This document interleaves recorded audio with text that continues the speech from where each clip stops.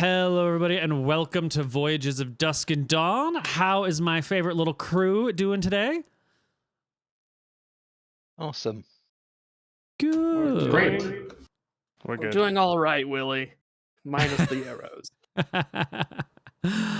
So where last we left the party, we had been in a big cave, big lair, big ancient ruin. There were some goblins, there were some chulls, and after spending about a week in there resting and then fighting and resting and fighting, you finally fireballed your way out through a pack of goblins to go rest in the daylight. Well, I guess it's nighttime right now, outside in the jungle.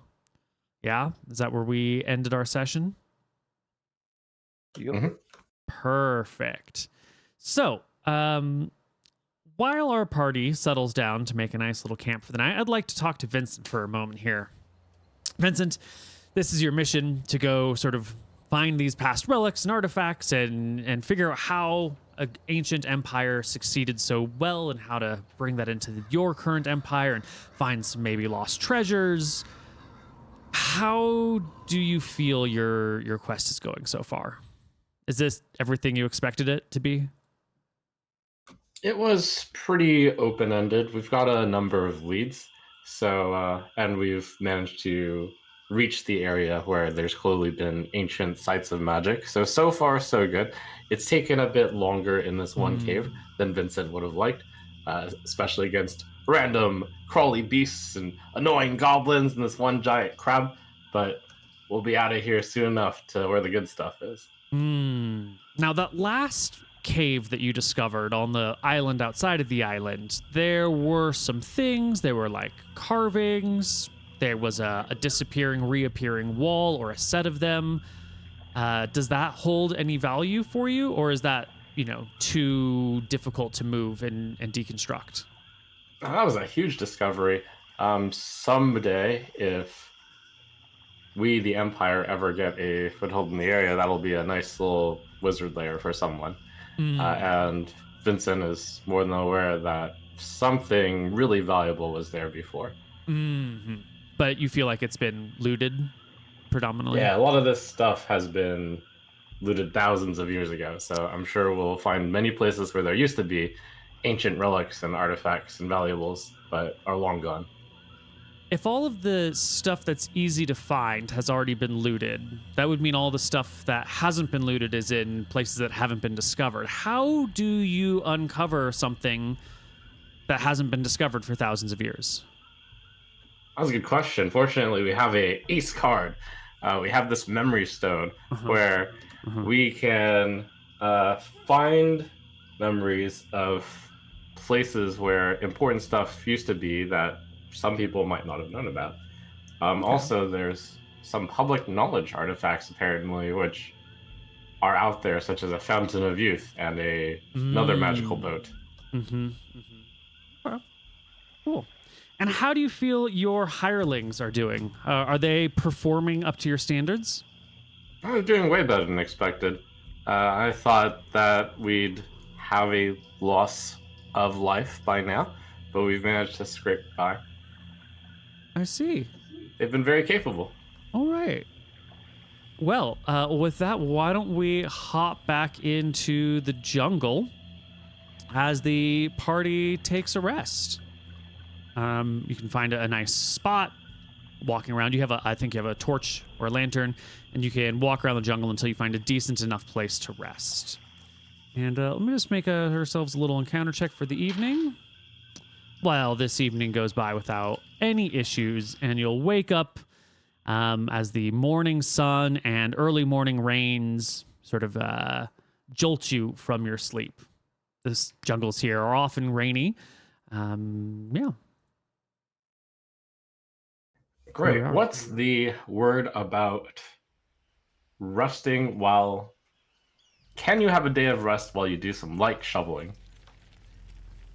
Depends on what you mean by light shoveling. Digging a pit trap. That is not a day of rest. That is a day of hard labor. That is how we used to punish criminals, is making them dig holes. That's fair enough. And break rocks. I can pick up the first couple of days of shoveling if you want me to, Vincent. That makes sense. So Maybe some Ewan, managed to strength. see the beast, right? Can such a through. beast be trapped in a pit trap? It was quite large. It filled a whole cavern entrance. Wait, the whole cavern entrance? Yeah. Wait, can you Taller than a describe man. how big this is? This is far larger than I thought it would be. Maybe I get a better description now since I can recount what I saw, I guess. I don't Take think this we've had stick a... and draw good description. lines in the dirt of how big of a space it occupied. If I remember, that cavern entrance was rather large. Here I was expecting a 10 or maybe 15-foot wide beast. I will try and remember the dimensions of this thing from when I saw it in the cavern. Yeah. Well, I'm going to leave you to your memory of the token on the map. Because you briefly looked at it, and then you left. And then you had, a week of downtime, or not quite a week of downtime, but some scary events and whatnot. So, yeah. How big do you remember it being? I think it was about 10 by 10 tiles. Oh, okay. You scared me for a moment. The it cavern was- entrance might have been, I don't know, 40 by 40? Would it be I three remember it dwarves filling- apart or two dwarves apart? It filled a cavern entrance and with only 3 feet to spare above it. Because I remember assessing if I could go past it or not and decided it would be too dangerous. Okay, you mean a small room in the... It was a part where the natural structure had narrowed down a bit into a smaller cavern, like tunnel. You don't mean 50 feet wide, you mean like 10, No, 15 no. feet wide. Okay. Imaginable. Okay, Eckard, you should have experience in this. How long does it take to dig a 15 by 15 hole? Wow. By 15. I have spent more time above ground than underground working. I'm far beyond Rusty a number of decades. Digging away dirt, sir. Go on. How long would it take, though? Give a rough estimate. It's in your blood. I have not dug a shaft in over 50 years, sir. I can't give you that answer, other than guess. Well, I think you're all sort of experienced in the world, and you've all known people who have died. And it takes 2 experienced gravediggers half a day to dig a 6-foot hole that will fit 1 body lying down. Like a grave-sized hole takes 2 experienced people half a day to make. So you want You call something... that hole a 5 by 5 by 5? No, I would call that hole a 6 by 2 by 6. Yeah. So to make a, what do you want? Just Like a 10 by 10 by square or 10? So 72 cubic feet of soil in half a day for 2 experienced people. And if you want a 10 by 10 by 10, that's what, 1,000 square cubic feet? Mm-hmm. Divided by 72. So 2 experienced grave diggers could dig a 10 by 10 by 10 in 14 days. Nice. What about 2 18 strength diggers? Well, the strength is absolutely a component, as is endurance, but I also think technique and tools and soil quality also play important factors. Jungle floor. Jungle We've got floor. goblin shovels as well. Yeah, and you're going to have to cut away roots. Like to find a 10 by 10 by 10 patch on the jungle ground is going to be, and it might be a little rockier.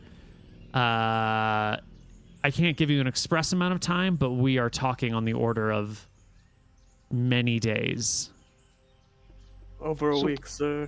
Maybe 2. Well, I here, would just rest I'm up and glad go I in had there and someone kill the experienced to ask about that. Here I am, lost in my studies, unknowing how long it takes to dig such a hole.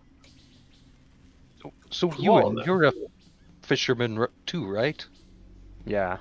I grew up in a You've done village. lobster pots, right? Sure.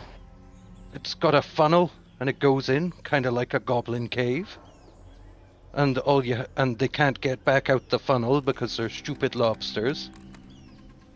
So all we've got to do is make a funnel that it can't snippy snip its way out of, or maybe make the funnel so enticing it doesn't want to leave. Like, we don't need to kill this beast. All we need to do is get past it and have a look at where it was. So we just give it a nice goblin sandwich, and maybe some logs or something to kind of funnel it in a bit. Use the goblin tents, which are, gonna get tangled up in its claws and irritate it, and it will go, oh, can't be bothered, I'll just eat some more goblin sandwich. Sounds And like an extravagant construction you've dreamed up. I mean, Would we be able I've to... made a lobster pot before. A big one. Would you just scale it up? How hard could it possibly be? You're talking about standing up logs? Well, I think we use a goblin cave and just shove some stuff in it. We gotta push. You're a How big- lumberjack, right? How long does it take to Yes. chop down a tree? Less than a day. Yeah, and I've got an axe. Ewan's got an axe. Edgard's got an axe. Yourself, even. We all have the axes. It's just the logistics of bringing the log uphill on uneven terrain and then push it into the cave and then work it in a way where we can create standing pillars. I mean, We can just a suggestion. But I with think the it's strength spells we might be able to move the logs. All this trap building sounds like it's going to take a lot of time. Why don't we just Let's- lower it out into the big open area and fight it there? And stand think up on the this ledge where it basic- can't get to us. This basic plan isn't bad, and Ewan, you have the best knowledge of this. How tough did it look, and could it even detect you at all while invisible and flying? I don't know, I would have seen the light, for sure. But it stayed defensive in the cave. It's just like one of those ones we fought, but just way bigger. And I don't know if it has any ranged abilities. It can spit acid or something, but probably just its claws, because the other ones didn't have anything like that. We know that it wanders around that area since we heard it wandering around. So So yeah, it might be as simple as, we don't necessarily have to construct such a pit. We just have to pile a bunch of goblins far away from that specific area. We've explored everywhere else in the structure. Correct me if I'm wrong, Koibu. Right? That's your belief, I believe. Okay. All we have to do is lure it away from that area and then just have a look around. Seems like a good idea, honestly. and what if it comes back while we're in there? Well, we Never don't mind have the to be in lobster here. pot. Maybe just me, while invisible. Okay.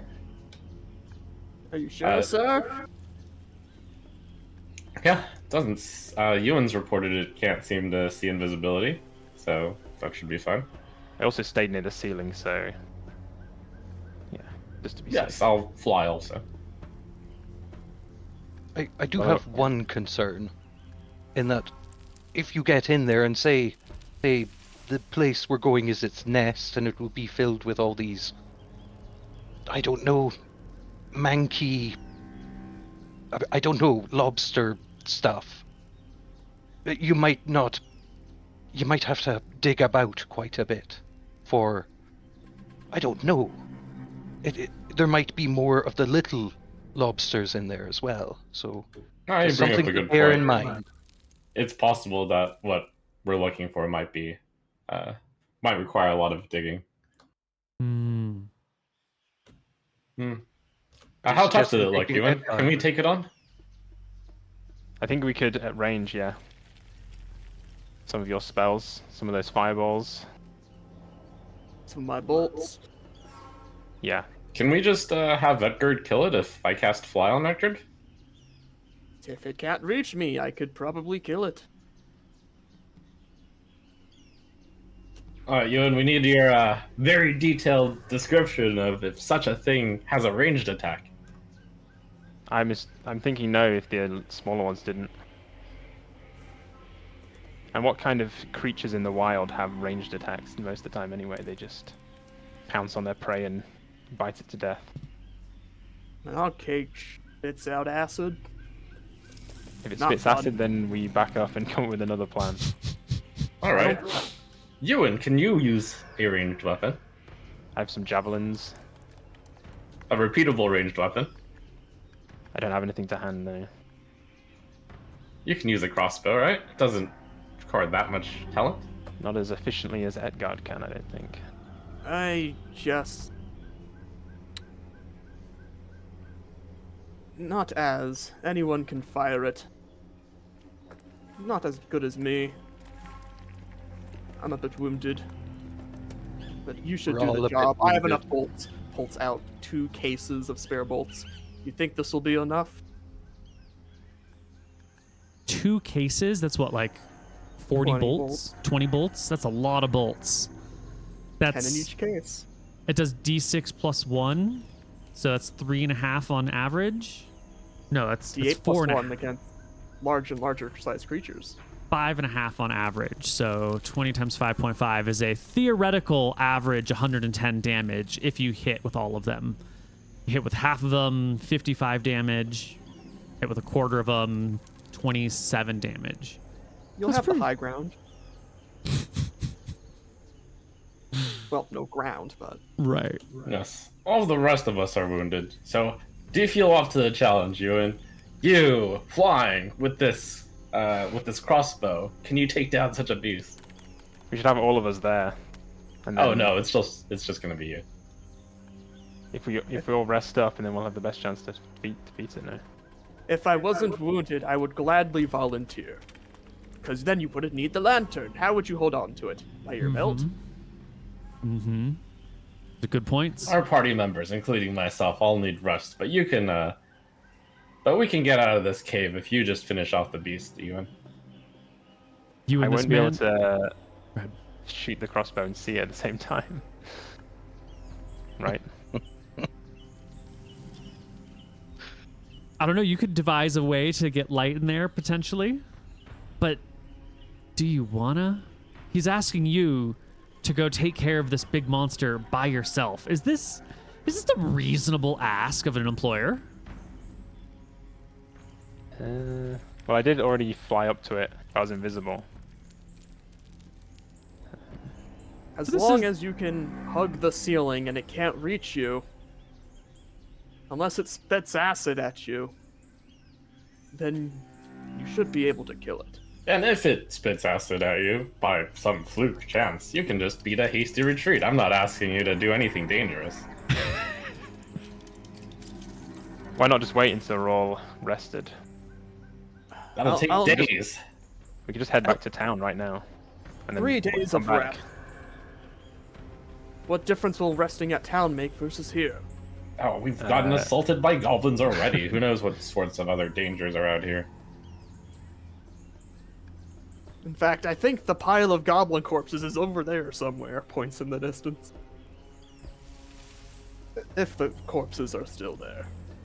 Perhaps a stupid question, but why don't you just fireball it to death? There could be all sorts of valuables in there. That's the only reason. But surely we'd bait it out first. Like, you'd get Ewan to fly over and shoot it a couple of times, and then boom, boom. Boom, boom. Until it's gone.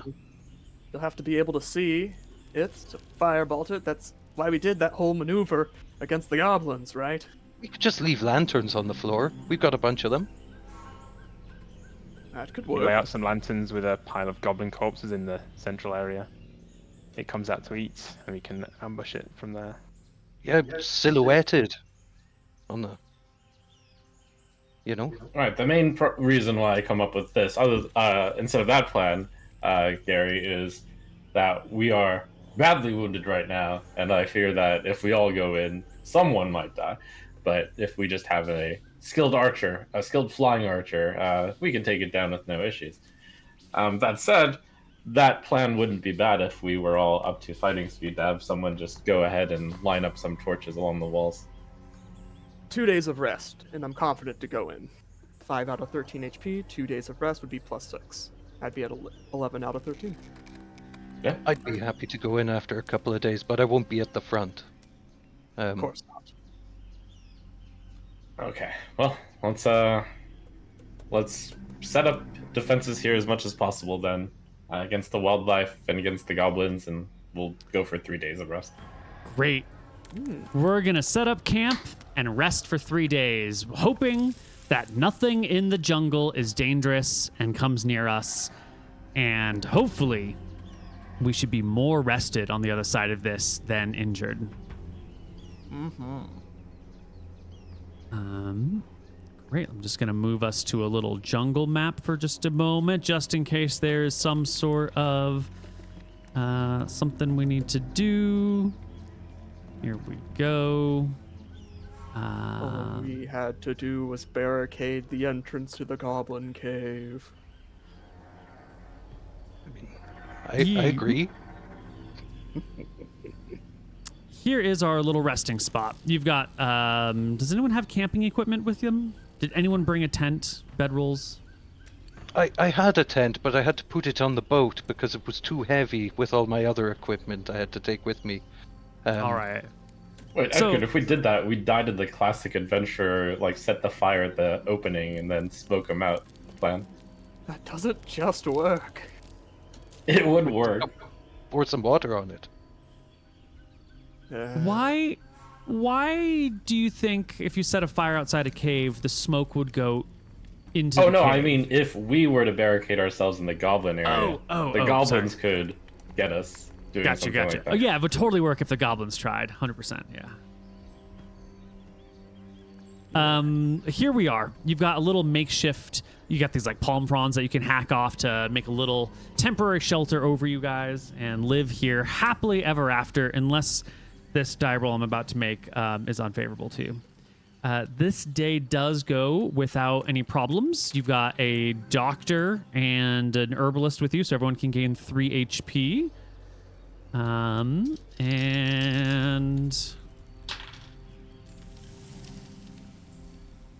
Mark down 5 rations. I'm marking down 1. yes, please, everyone mark off rations.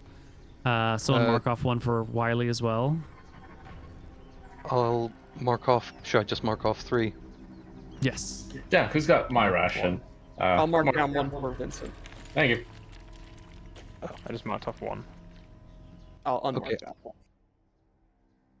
I'll do 2. And that should be us. So nighttime eventually comes. And as the dark fills the sky, and as the sounds of the jungle kind of quiet, and every now and then they're punctuated by loud hoots and hollers and shrieks and animals and all sorts of, horrifying things that happen in the middle of the night in the jungle and far away from civilization that we're all getting used to. I'm going to need a roll here. Didn't hear any talk of setting watches, so I don't know how well we're sleeping. Can we need a roll to see who might be the person to roll to see if they notice this. So why don't everyone in the party, including Wiley, roll a d20. I will roll for Wiley. And whoever has the highest roll, oh no, oh god, please don't let it be Wiley.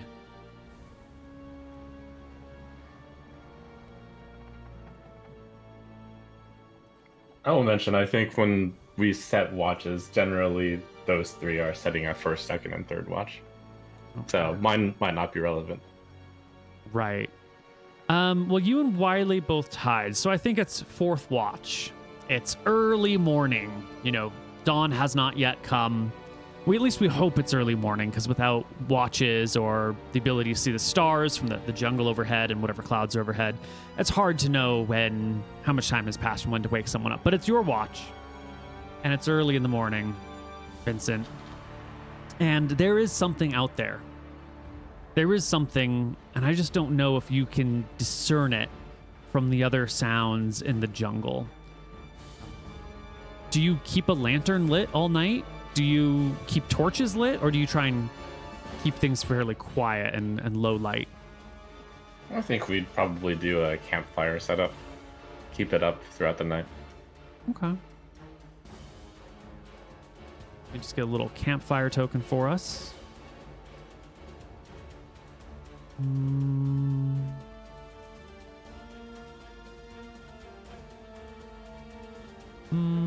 This will have to do. There we go. We've got ourselves a little campfire. We're all resting.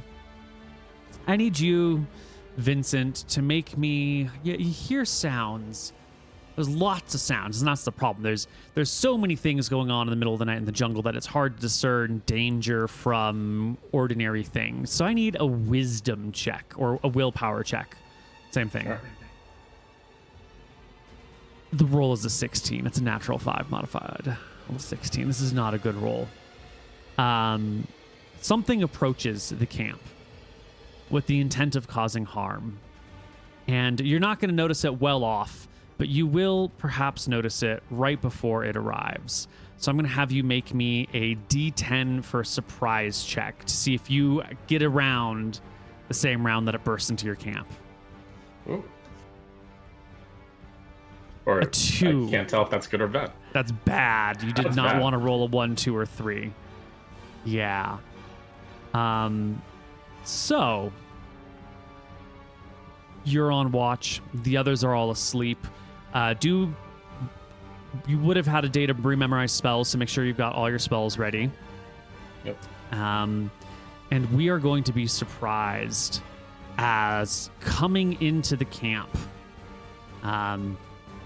looking for something to eat, attracted by the light, is a large troll that wanders in, just kind of stomping. And Vincent, you just have time to gawk as like what you thought was the sound of a passing elk or something turns out to be a troll. What looks like a bending branch turns out to be the troll's arm sort of lifting. You have enough time to let out a sound to alert the party, but the troll does get a full surprise round as it comes into the camp. And it has approached us. Oh my from the god, a north. troll! I shout. Oh, Run Well, away! our troll is coming for the party. Edgard, don't you have a +4 bonus to your AC versus trolls and giants and a couple other things?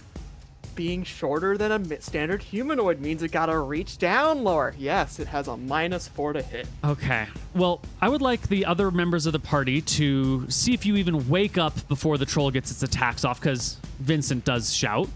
So perception checks all around, just to see if that shout wakes you up. Wiley will wake up. Edgard wakes up. Gary Two Machetes is fast asleep, and Ewan wakes up. So you're all still prone, which gives the troll bonus to hit you, but at least Edgard gets a +4 bonus to AC as the troll comes in, sees the delicious little meal that is the dwarf, reaches out with its first big claw. I'm at 0. Yeah, that's a 20. -4 is doesn't matter. It's still a hit. And it'll hit you for 8 points of damage. Now, is the troll satisfied and going to drag one member off into the darkness? Or is it a greedy troll that likes a lot of food? Because, you know, trolls are ravenous creatures, and the dwarf is small. What's your weight? Oh, not carrying gear? Yeah, Let me just your body uncheck my weight. bag. No, Only yeah. 140 pounds. Ooh, that's a good meal.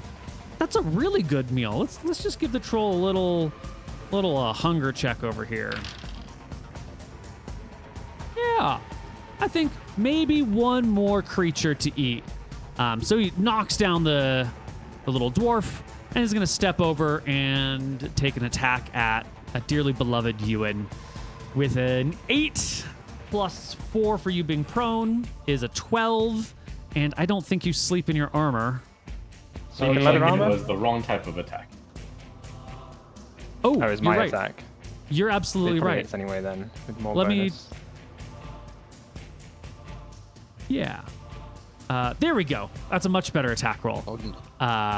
Much better. In fact, that's a critical hit. For We're an not just additional. going to modify the original roll, or are we going to reroll it? No, you're right. We should Less take the damage. original die roll. No, that's a fair assessment there.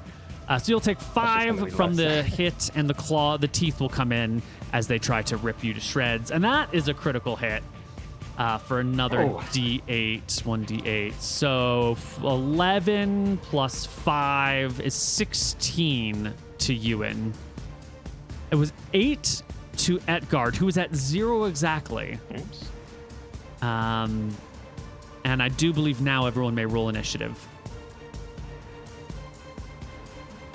Even I, who's fast asleep. I believe you did not wake up, but once the troll starts, like, you didn't wake up until the troll made its attacks, but once it starts hacking into people, you're adjacent to you, and there's no way you don't wake up.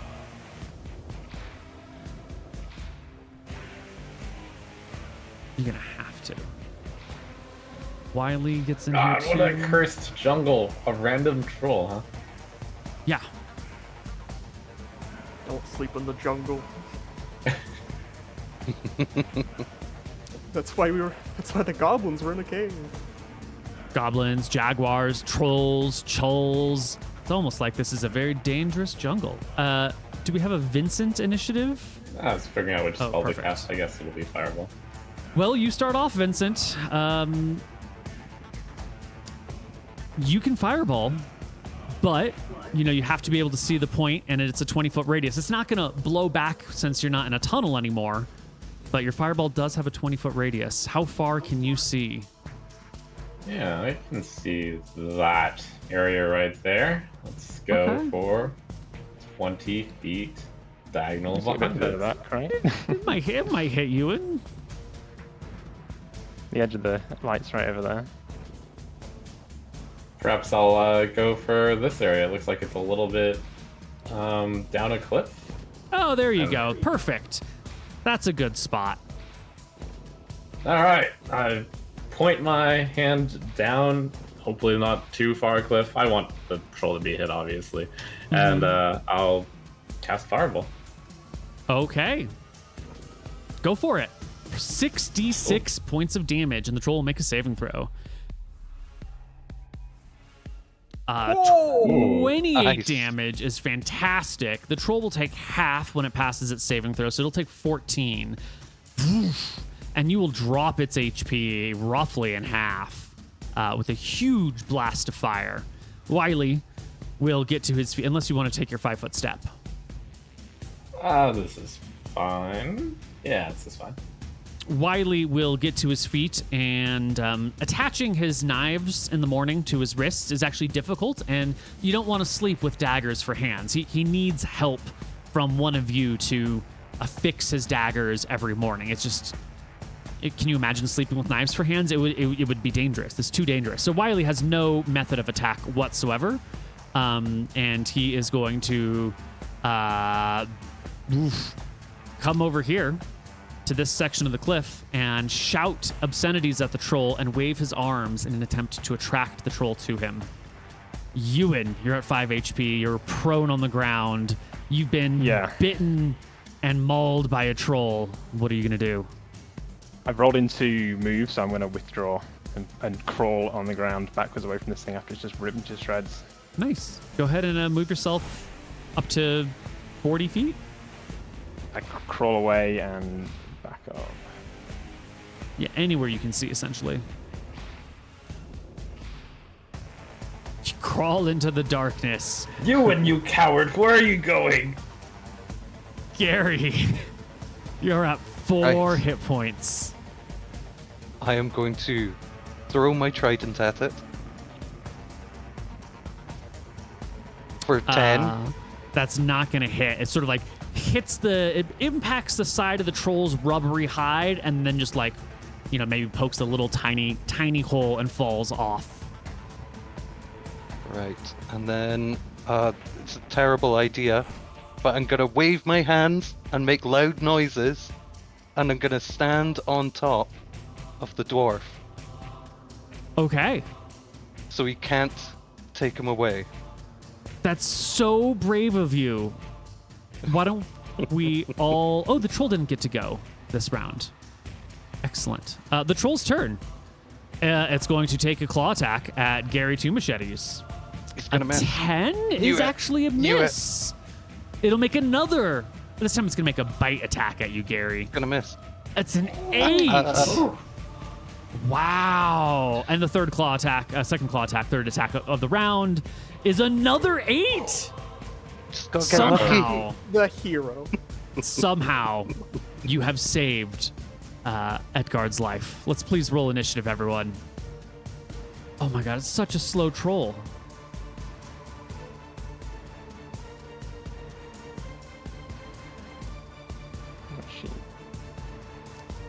It's rolling in with another fireball. Oh no.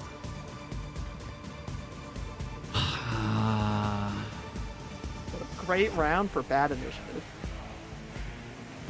Okay. Wiley goes first, and he backs up as well. Vincent. Fireball Alright, number 2. Casting in the same spot as I did last time. I'll unleash another fireball. 22 points of damage. And our troll will succeed, so he takes 11. I'll take a 5-foot step this way and I'll shout at Ewan. What are you doing? Get in there, Ewan. I was gonna die.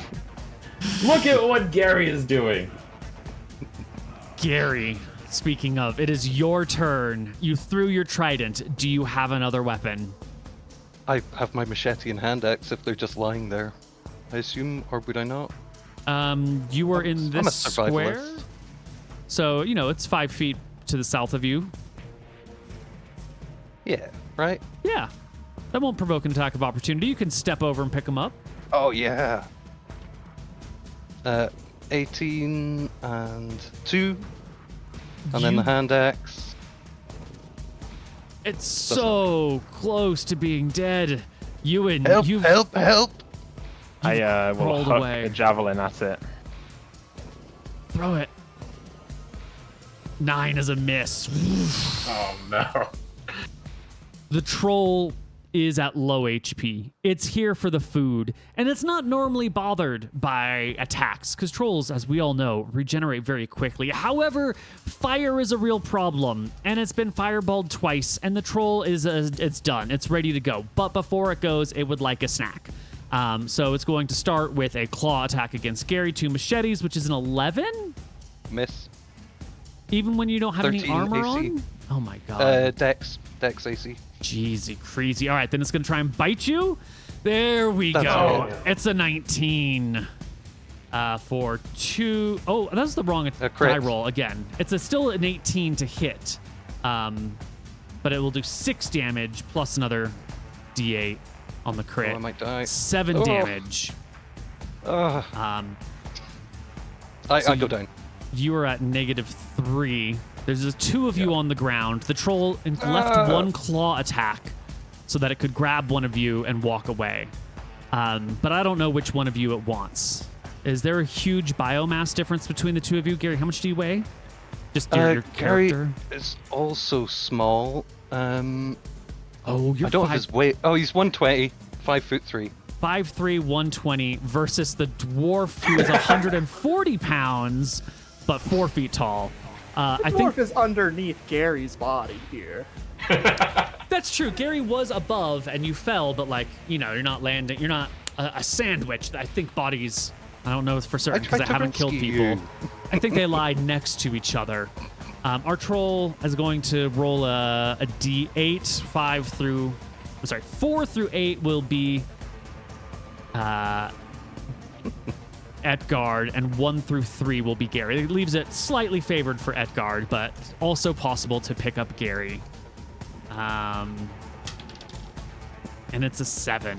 The troll will use his last claw attack to grab Edgard and then run off into the night with their food. No. What's the troll's movement speed? Oh, yeah. is going to keep going. I would say it's initiative time. Oops, we should add another 3 to that. Initiative to bleed. Just a flat D10, no modifiers. Cool.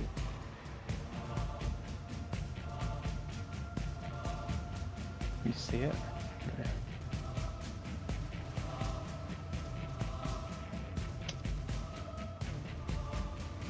Does not roll initiative because I'm not bleeding out. That will change in about 10 minutes. All right, I think that's everyone's initiative. Gary, you immediately start bleeding to death. I'll take another HP. Excellent. Ewan, it's your turn. The monster ran off into the dark. It took one of your men, one of your friends. What do you do? I'm gonna try and stabilize Gary. Ewan, get some light up there! I shout as he runs forward. I stabilize Chase Gary. after the troll! Get a try and torch! stabilize A Gary. lantern! He ignores the wizard and stabilizes Gary. Edgard's gone, leave him. We can save Gary. Wiley stumbles Can I forward. just do that? I don't have to make a check, or... Oh, no, it's just a success in 2. Okay. Yeah. Wiley will move forward and gaze out into the darkness. Vincent, they've got one of your men. This is disastrous. What are you going to do? That is a shame. I was gonna chase after with some darts, but it appears there's no light. What are you going to do? He just took one of your people. Man, that sucks. I'm out of juice. I spend my action to lecture you, and I suppose you've signed off on Pickard's death. Then that's very unfortunate. It's just unlucky. We need to leave before it gets hungry. Well, I believe Edgard will suffice as a meal. I help heal. Is that possible with medicine check? Since he took a damage last turn? It has to be the very next round. Yeah, It he is, took right? damage last round, and so this is the next round. You can go over and give him a 1d3 HP.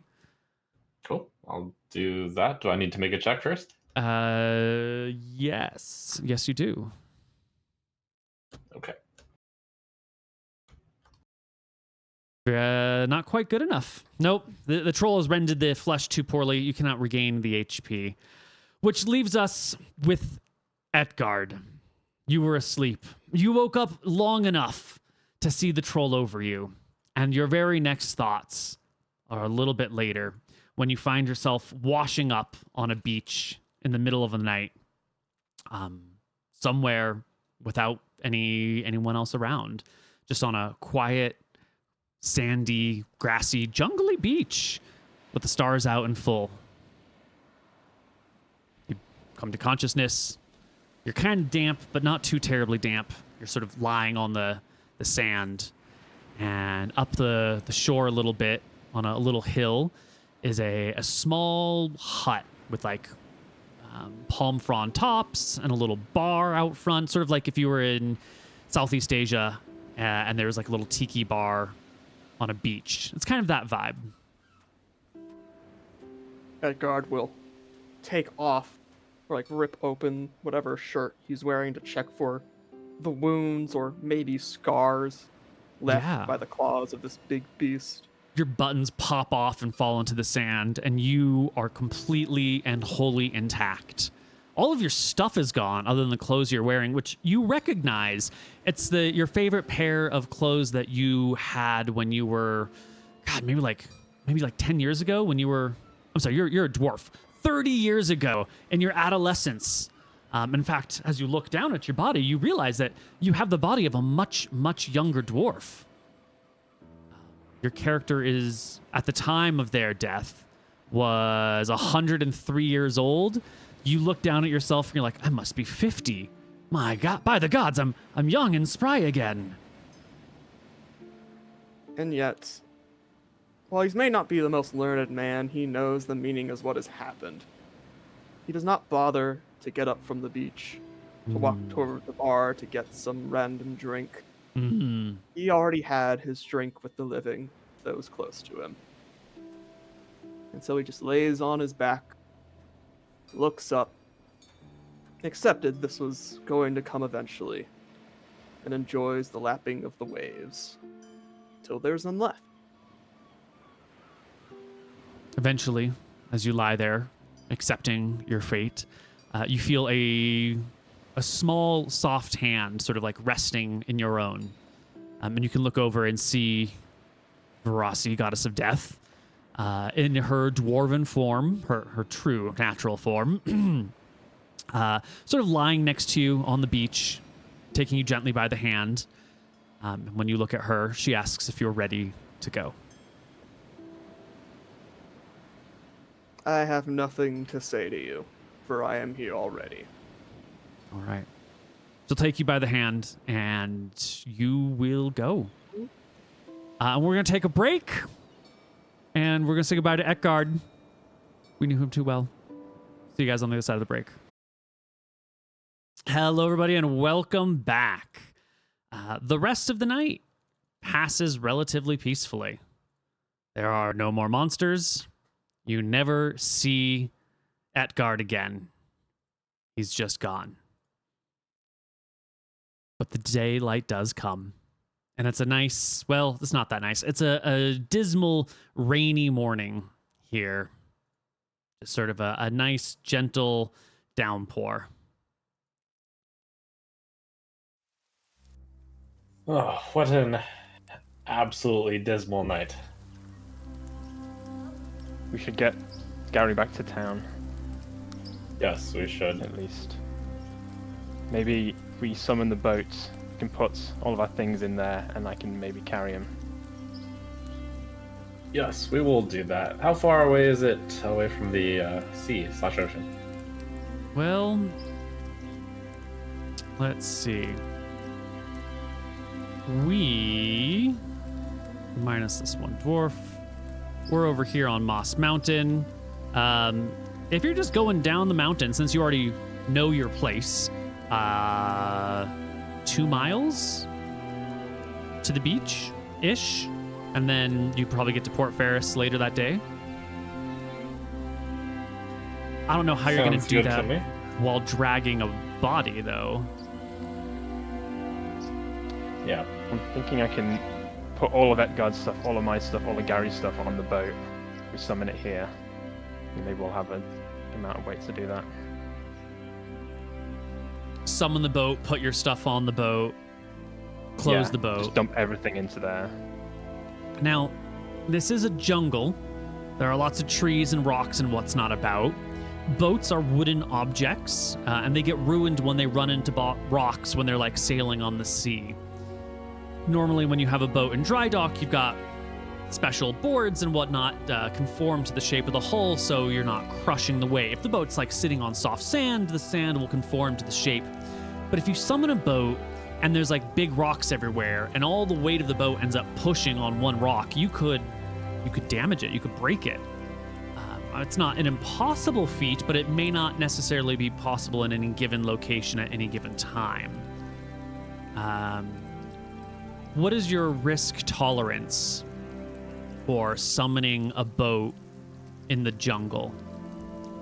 Like, what sort of % chance would you be willing to accept that the boat gets damaged in the summoning process? And then based I'm on that, not willing to take that risk, but I do have a nice alteration spell up my sleeve here for this, for such a case. Do we have a wind blowing in really any direction will work, as long as there's wind? Yeah. We're gonna roll. How good is the wind here in the jungle? Yeah, there's a gentle, moderate breeze coming, blowing from the... Well, it's always actually blowing from the southwest towards the northeast. That is the one direction that wouldn't work. What a shame. Oh, no! Yeah, the wind blows in a constant clockwise pattern throughout the entire Dardanelles. It's always blowing clockwise. That makes sense. That is not a good direction to ride the wind.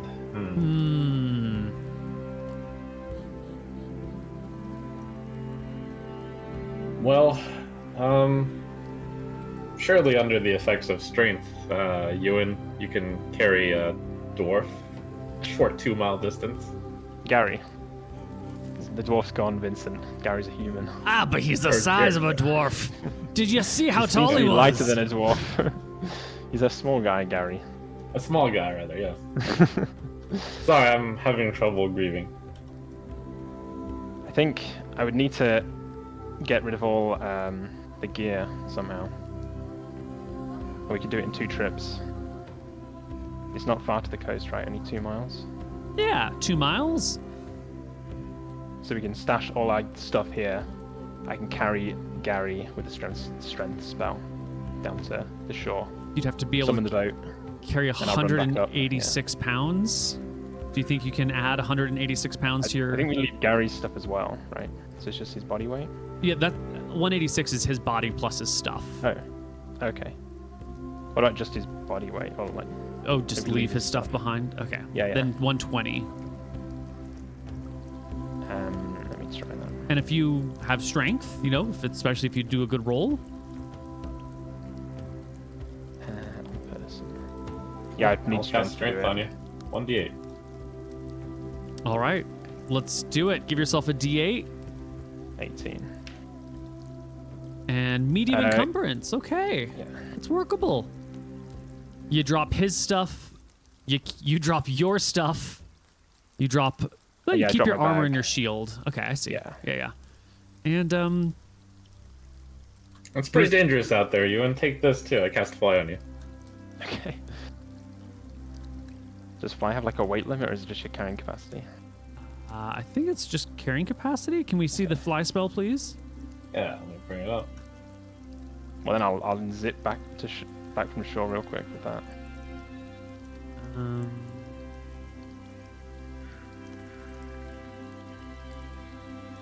Yeah. You'll just be moving at half movement rate while flying, which is still great. That's 9. That's fantastic. What's the weight of Gary's stuff and Edgard's stuff combined? Let's see. Gary's stuff must be like 60 something pounds, 66 pounds, and poor Edgard's stuff is, including his bag, 53 pounds. 53 plus my bag of 46. 165. Yeah. Probably a little bit less because it's not like his shoes and gloves and clothes. Can you do this and still move? All the stuff is heavy encumbrance. But I'll still be flying, right? Let me double check the encumbrance rules for flying. I think it might get wonky when you get to that level. Special rules for like mounts and stuff. And I think at this point you are a mount to an unconscious creature and you should follow aerial monster rules. Flying, movement. What class? Your class B with the fly spell? You can make a 180-degree turn in a single round. Be able to hover in place. Being dismounted. Keeping. Really? Do we not deal with flying and encumbrance? I think if you're going to be encumbered, it'll also drop your class from B to C to D. So slow, wide turns equal to so you will be able to fly, but your flight will be not only slowed but a lot less agile. Instead of being able to make like a 180-degree turn and around, you'll only be able to make like a 30-degree turn and around. So you'll be sort of okay, 'cause I'm slow just- and lumbering. Yeah. I'm just going a straight line straight to the coast, right? So it should be okay. Yeah, and you just want to lift up over those treetops and go. I think the plan is to do first trip carrying Gary. Everyone goes down to the coast. We summon the boat. They wait there, and I'll run back and get all the gear and come back. or fly back, I guess. Okay. You are flying at speed. You're at moderate. What heavy encumbrance is it? Medium on the first trip, heavy on the second. Okay, so the plan you wanted was I also come along with the boat for this one, as well as For the first one, yeah, I guess. Well, okay, Because the boat will be on the coast. cool. when I So go Wiley and I will also go there, and we'll leave. We should make sure none of this stuff. Let's see, how valuable is this stuff we're leaving behind? It's pretty valuable. You know, you go the first trip. Oh, then we'll leave the body behind, which is also pretty valuable. We do Gary on the first trip, and I'll do a second trip for the gear. Okay, make sure you stash Gary's body really safe somewhere. It'll just be on the boat with you guys. Oh, so you want us to... I mean, we're leaving behind valuable Oh, yeah. stuff then. But I Okay. guess that's fine. I can... It's not long. We never addressed this. This is a good time for me to do this. Wiley can carry a backpack full of stuff, right? Yeah. As long as it's not too much weight. He's got only the peg leg. He moves pretty slowly. It's kind of awkward. He needs help up and down cliffs. Kind of a liability. Yeah. Well, in this case, anything that can be carried is useful. We'll have him carry my pack as well as Gary's pack. Mm-hmm. And I think that's everything. What else are we missing here? I guess Edgar's stuff. How much was Edgar's stuff? Like 53, I think. I mean, we can ditch. Like, we don't need to take everything. I just didn't want to pick through everything right now. If we can just get it all, then it would make things simpler, wouldn't it? Yeah, we can just ditch Edgar's just stuff do for now 20. and come back for it. Yeah, 2 trips is fine. Okay. Edgar's stuff. Okay.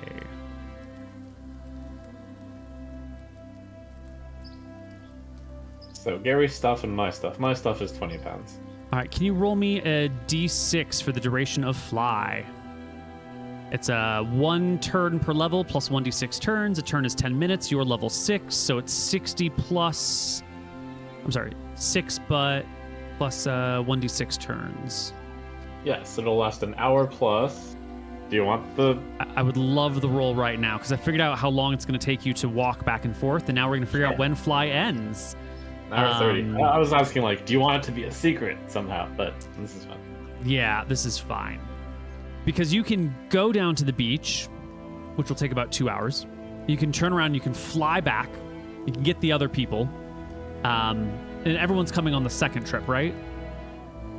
We're doing the first trip. You're going on the first trip? Yeah, Great. flying I think it's okay.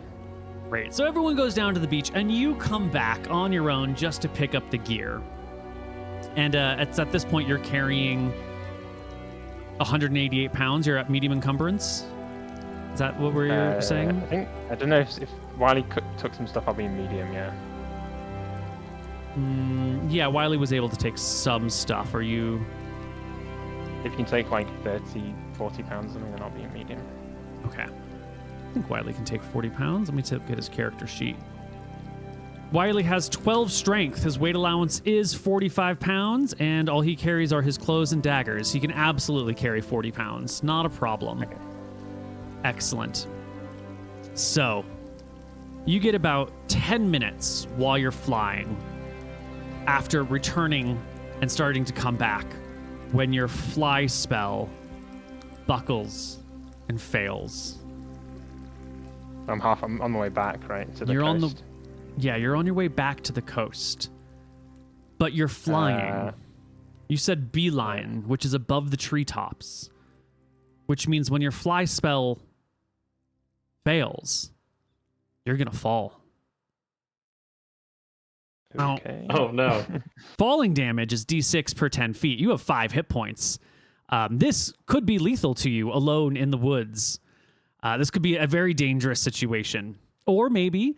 you hit some trees on the way down, you manage to slow your descent somehow, and you end up Get at... any sort of... Vincent does cover this stuff under the, potent amounts of downtime that we have, where I instruct everyone about how my spells work. Yeah, but I kind of just missed the fact that traveling 2 miles to and fro would even take that long. It's yeah, only 2 miles, right? yeah, but And what's the you're speed of moving. flying? So you can walk. A normal person can walk 3.5 miles an hour on average. That's movement speed 12. You're at movement speed 9. You got higher speed from the fly, but then lower because of the encumbrance. And for a while there, I think you were flying at 6 even. And so you'd be taking longer than a normal person walking to walk a mile to fly a mile. I think this might not be going through anyone's head. You all think, oh, you're going to fly the gear down there. It didn't occur to the players that it could take this long, and it didn't occur to the characters that the spell might run out. It's one of those things that no one considered until the bad things began to happen. So I would like, we're gonna need a little danger music here. I would like a roll. What roll can you sell me on, Ewan, to see if you can avoid the worst of, falling from treetop level? Strength to catch a branch. Is that really a strength check to catch a branch? Sell me on the strength.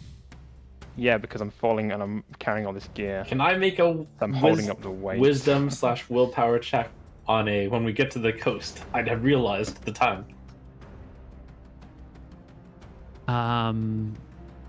Perhaps you get to the not before he left, if that's what you mean. Yes. Before he went off to go pick up the stuff, I might have realized how long this took.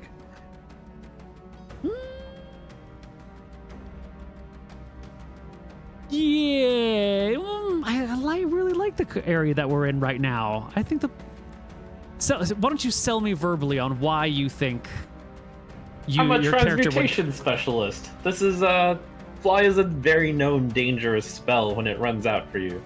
I even asked you, hey, do I want to make this secret roll? And it's like, of course I was aware that this was going to be only lasting 90 minutes or 60 to 120. And I even considered saying, oh yeah, but we're always going to consider it only being 60 minutes, so we're never going to do anything dangerous with it. All right, give me that wisdom check to see if you have an appropriate sense of how long time has been by the time you got to the coast. Yes. Yes. I don't know what you want to do with this information. That's a success on your check. Cool. I'll as we go there, I'll instruct you and be sure not to fly off too high up because fly could run out after an hour. We never know how long this will last. What's my speed when I'm flying with the encumbrance? Medium encumbrance. 9. Vincent, I'll just walk it. My speed's only 6, right, on medium? It's not going to save me time. Was it 2 miles at like an hour? Or 12? 2 hours then, right? Yeah, it'll take you a good, 2 hours. Okay. Fine. Whew. There's still a chance yet that things could happen. You're now walking for 2 hours through a jungle while you're moderately encumbered. We just did that though. Why is Ewan moderately encumbered on the way back? I'm not moderately on the way back, after picking this stuff up. I'd be base on the way there. Right. So actually, it'd be an hour then, right?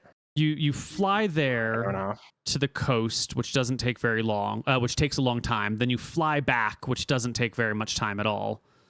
And then you walk back. Cool. And just to get a tally of stuff, since Vincent would have considered all of this, the stuff at stake here that we left behind was Gary's stuff and Ewan's stuff. Including weapons and armor. Yeah. And potentially some of... let's see. What all did we bring? Who's carrying the boat? Is that you, Vincent? Yeah. Okay. Well, it's Wiley. It's Wiley. I've got it on my sheet at the moment, but Wiley would have taken it again. All right, that's one of the things Wiley's carrying. Yeah, I believe the boat was, 10 pounds? 20? I'll have to 7. Okay. I think Okay. the boat's the one thing Wiley can't carry. Ah, Because, then you will have carried it on the way there. yeah, it's 7 pounds in box form. Someone, yeah, it can be in your pack. You can be carrying it. Or he flew it and Wiley carried something else that can be dropped into the pack. Maybe he's got all the rations and all the oils and lanterns and stuff. Yeah, that stuff sounds important. And I'd make sure that my stuff was traveling here on the first trip. Mm-hmm. The little bag that I had you and Carrie, Yeah, no, not you. I had that now, but I'll leave it at the boat when I. Cool. All right, should I'm be going to make a little check 18 here move for speed you. there, and then 6 move speed back, which is like an hour walk, right? Yeah. Yeah, hold on. I'm getting this all. And Let me we've redo my already math walked this here. path through the jungle. Because you started flying it heavy. Yeah? No, I was never heavy. You were never heavy? You were only moderate? Okay. Yeah. Okay. Yeah. Then all the math works out perfectly fine. There's a low chance, but there's still a chance. We've just walked on this path as well. Mm-hmm. Yes, we've already trodden it. Yeah, a couple hours ago you walked here, and clearly, all the monsters are in this part of the world are very stationary trap monsters. They don't roam. They never leave their area. There's no. This is a completely pointless roll. Completely pointless. I just got to make sure I know what the numbers are before I roll it. I actually think the chances are pretty low. Let's just see. Let's roll for if there was going to be an encounter over the course of the day. No, it's fine. You get back. You pass some herbivores and some snakes and some spiders and some giant centipedes and whatnot, but there's no encounters, unfortunately. All right, let's get all this stuff on the boat and sail away. Yep, Right. to Port Ferris. Back on the boat, sailing away back to town. I tend to Gary during the trip there, and also make sure to give Ewan a good lecture about making sure to watch over your companions and how we could have potentially saved our dwarf if you had acted faster. Do you got more on that lecture? What do you do wrong specifically? Ewan, stand your ground and chase after that troll with the light. We could have chased him down. We could have recovered our party member. How do you feel about that? It was ripping me to shreds, Vincent. I had to get out of there. Otherwise, it would have been me. You should be more like Gary. 2 machetes. I'm not like Gary. He's crazy. It's pretty crazy. But at the very least, if you had held your ground, we would have slain the troll. He wouldn't have gotten away from your spear. I didn't know your first fireball would have been so significant. I thought it was I thought it was for just flight at that point. But I'll keep it in mind, Vincent. I know those fireballs are potent. Do you, Yes. in the quiet, when Vincent's not yelling at you, do you feel at all responsible for Etgard's death? I think in the moment before the fireball, I thought we were all going to die and I just had to run. That was my mindset then. And I'd already been taking like 16 damage on the round before and I was about to die. It was a lot of damage. But after I saw how much damage the first fireball did, I probably could have drawn the spear and made an attack on the round that I withdrew. And that probably would have made the difference. And I also would have got an opportunity attack when the troll ran away. So I'm in 2 minds about it. We even got unlucky. That troll resisted my fireball twice. I also missed my javelin throw. Yeah. You did try to make an attack in there. You didn't fully flee. I just saved myself first. I think I'm okay with that at the end of the day. It's a shame Edgard had to die. Lots of things could have been different in that fight and he would have lived, but it's the way it happened. Is it actually Vincent's fault for not noticing that there was a troll approaching camp? He was on watch, and he didn't say anything until the troll was on top of you already. Is it actually his fault? I think I initially just wanted to go back to town anyway. So I think that's what I'll conclude on, is that we should have just gone back to town and not camped in the jungle. Do you feel resentful towards Vincent for making these bad plans and then blaming you for all the consequences? Probably like 50% yes, 50% it happens. Sometimes you camp in the jungle, sometimes monsters come out. The dangerous job that you've volunteered it would for. have been way safer to head back to town. Yeah. Obviously. I mean, it'd be way safer not to do any of this, right? Just to be a If farmer. only you had taken my first plan, Ewan, we'd have been out of there the day. I would have been eaten by the lobster at that point. What do you mean? You were flying! Any peasant could have defeated that crab with a crossbow. Well, let's talk of a peasant in town then and get them to do it. Well, we're going to have to recruit another mercenary, so we might just do that.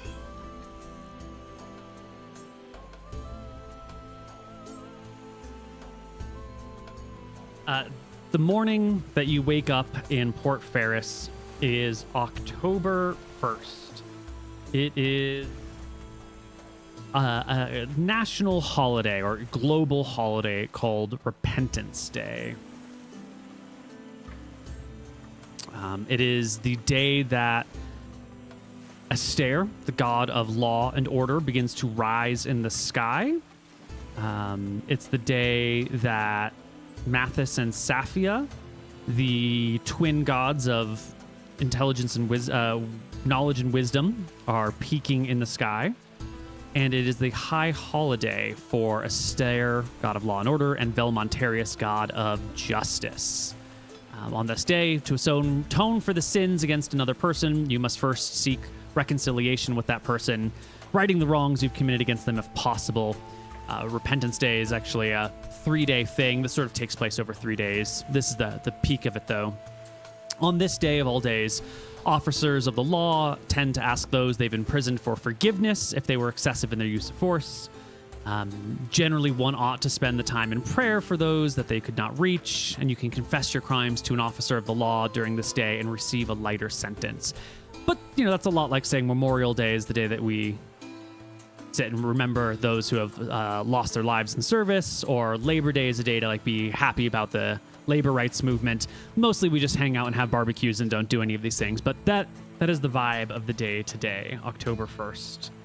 A very symbolic day over the course of the year that we're here in Port Ferris. Great. Did we get a day of rest the day that we rode into Port Ferris?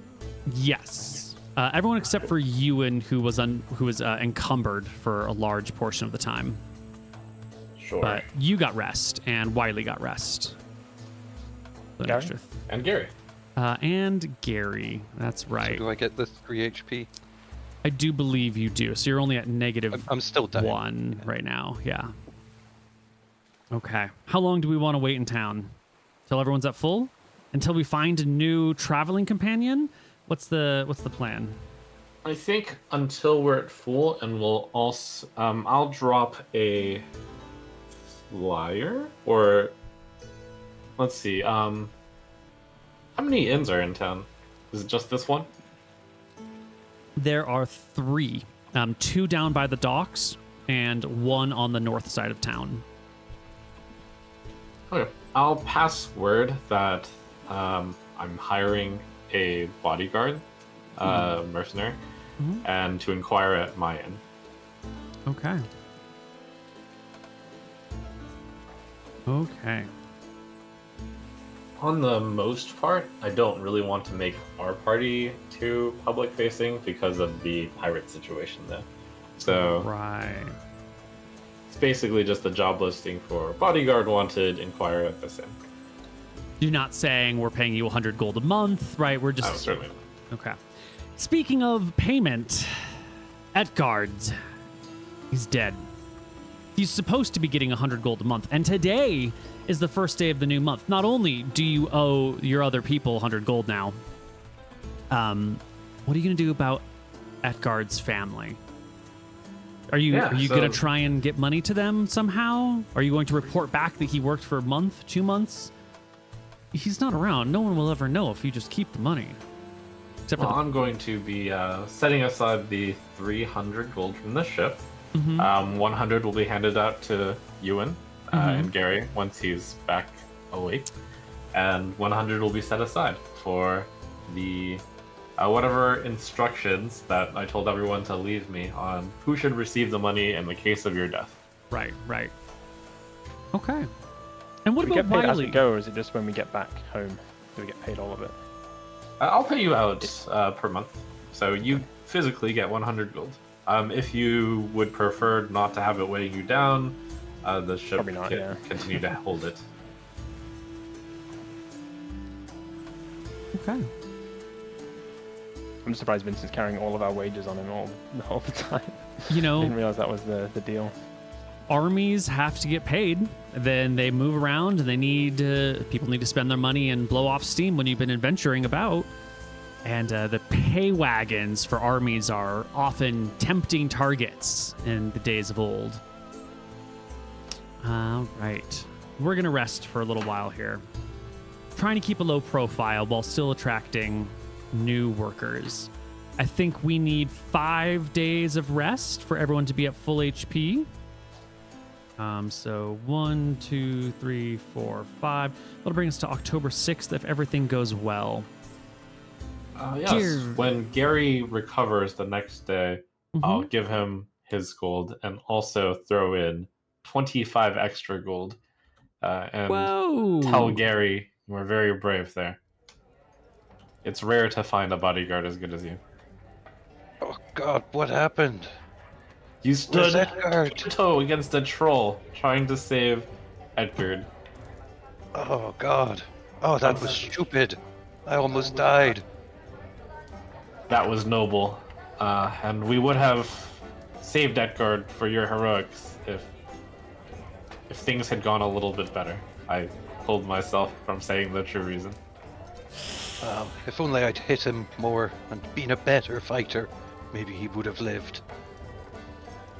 Yes, perhaps you'll have gathered enough experience to have become a better fighter after all of our journeys now.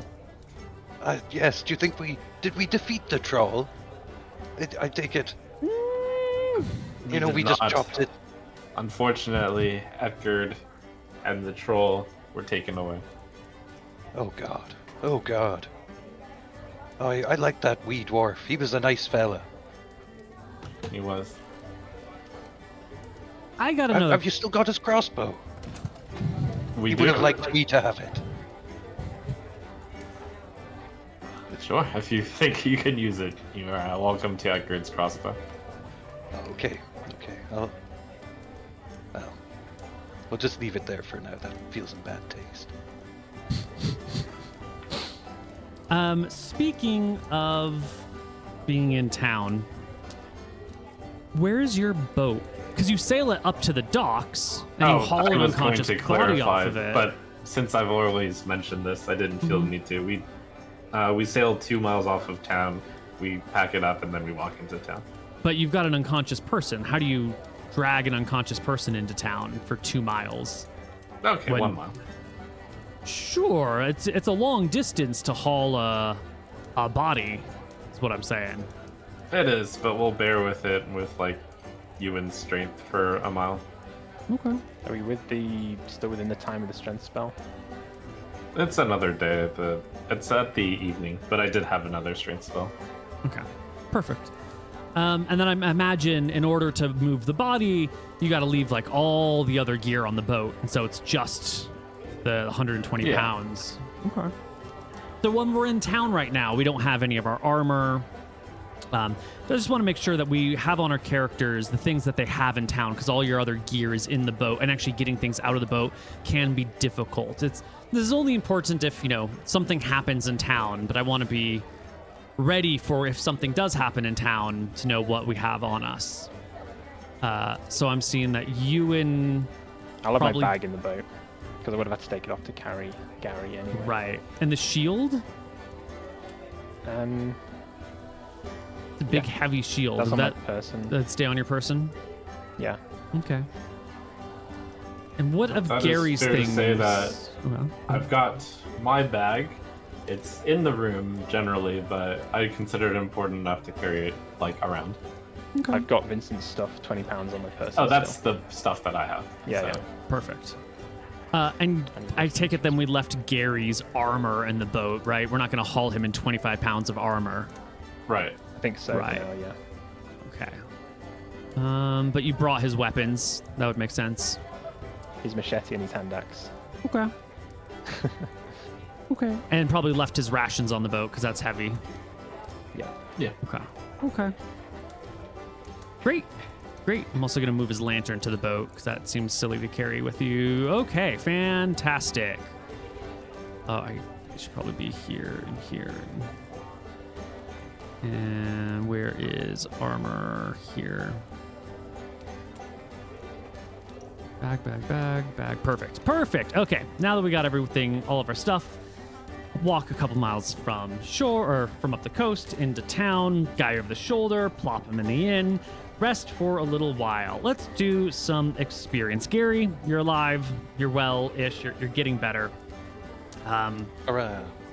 How do you feel about the loss of that guard? I liked that guard. Gary liked that guard. He was reliable, and smart. He doesn't feel particularly bad on anyone.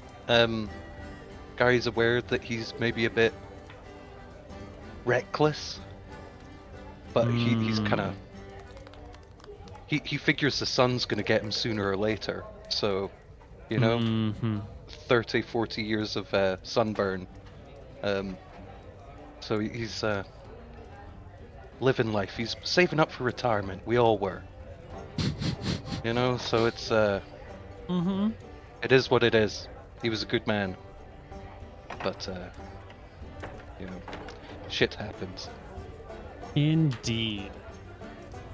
All right, I'm going to add up our Goblin XP now.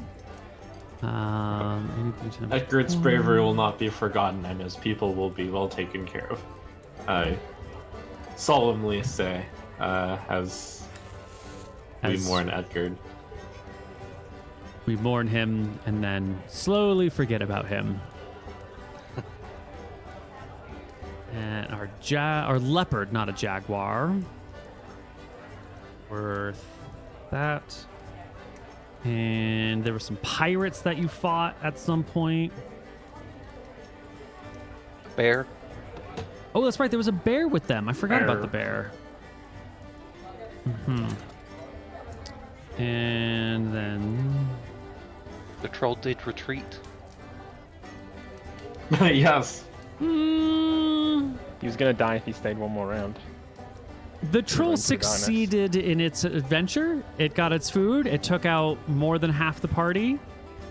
Well, it took out half the party and brought the remaining party members down pretty low. And it left on its terms. I don't know if you succeeded or if it succeeded. I think it would have died if it stuck around though. So running away was saving its life. Or it would have killed you all. I mean, you ran away at some point, right? Does that mean the troll defeated tactical you? retreat. Only was running Gary away. and Vincent get XP. All right. I think if this math is right. Wait. How did we get here? That's a lot. And there were dozens of those creepy crawly things. Yeah, there were about RP, 20. XP, and discoveries. Yeah, well, it's a lot of experience here. I'm seeing like 20 goblins, 20 chulls, jaguar. What's this extra 20? Oh, that's the goblin leader. Those are the chulls. That's the jaguar. That's the pirates. The bear. And the bear. Yep. And then location 1 at the top of the map. Location 2, the island. Location 3, the mountain. Oh my god. All right. Well, everyone take home 2,600 experience points. I level up. Really? Yes, I need 2250.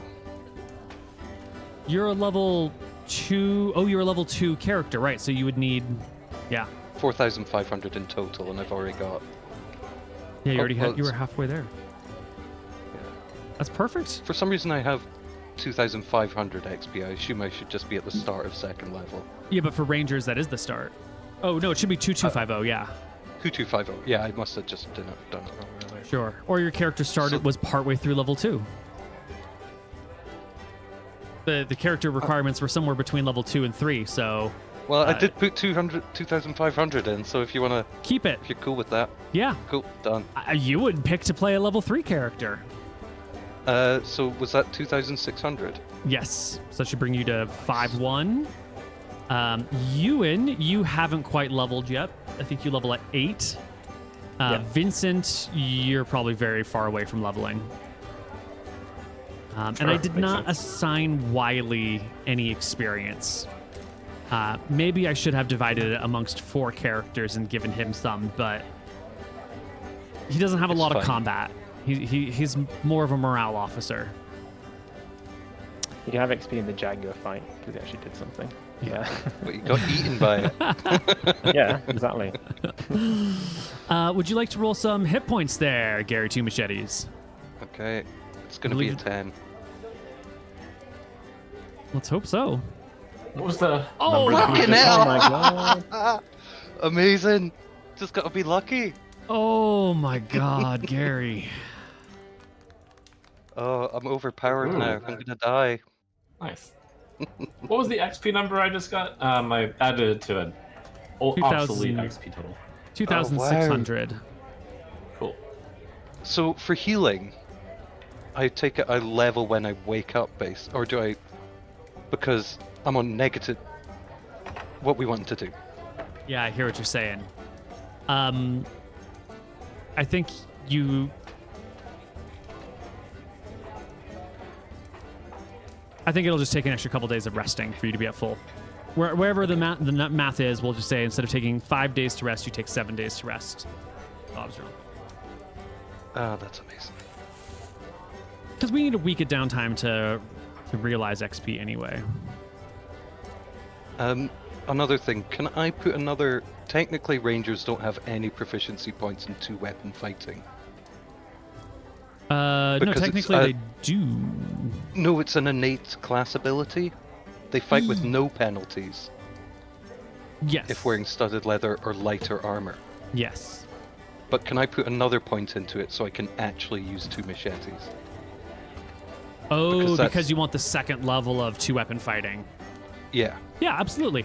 I think in the combat and tactics it says Rangers start with 1 level of 2-weapon fighting. I actually think Right, that is okay. specifically called out. Finally, Gary, 2 machetes can use 2 machetes. Is that the reason you've only been using 1 this whole time? Is just to avoid the penalties? I've been thinking about what I'd get, but I thought I wouldn't think of it, and now it's time, so I'll just pick that, All right. because I wasn't sure if I'd die or not. Yeah. Well, I'm updating your sheet to show your new HP and your new level.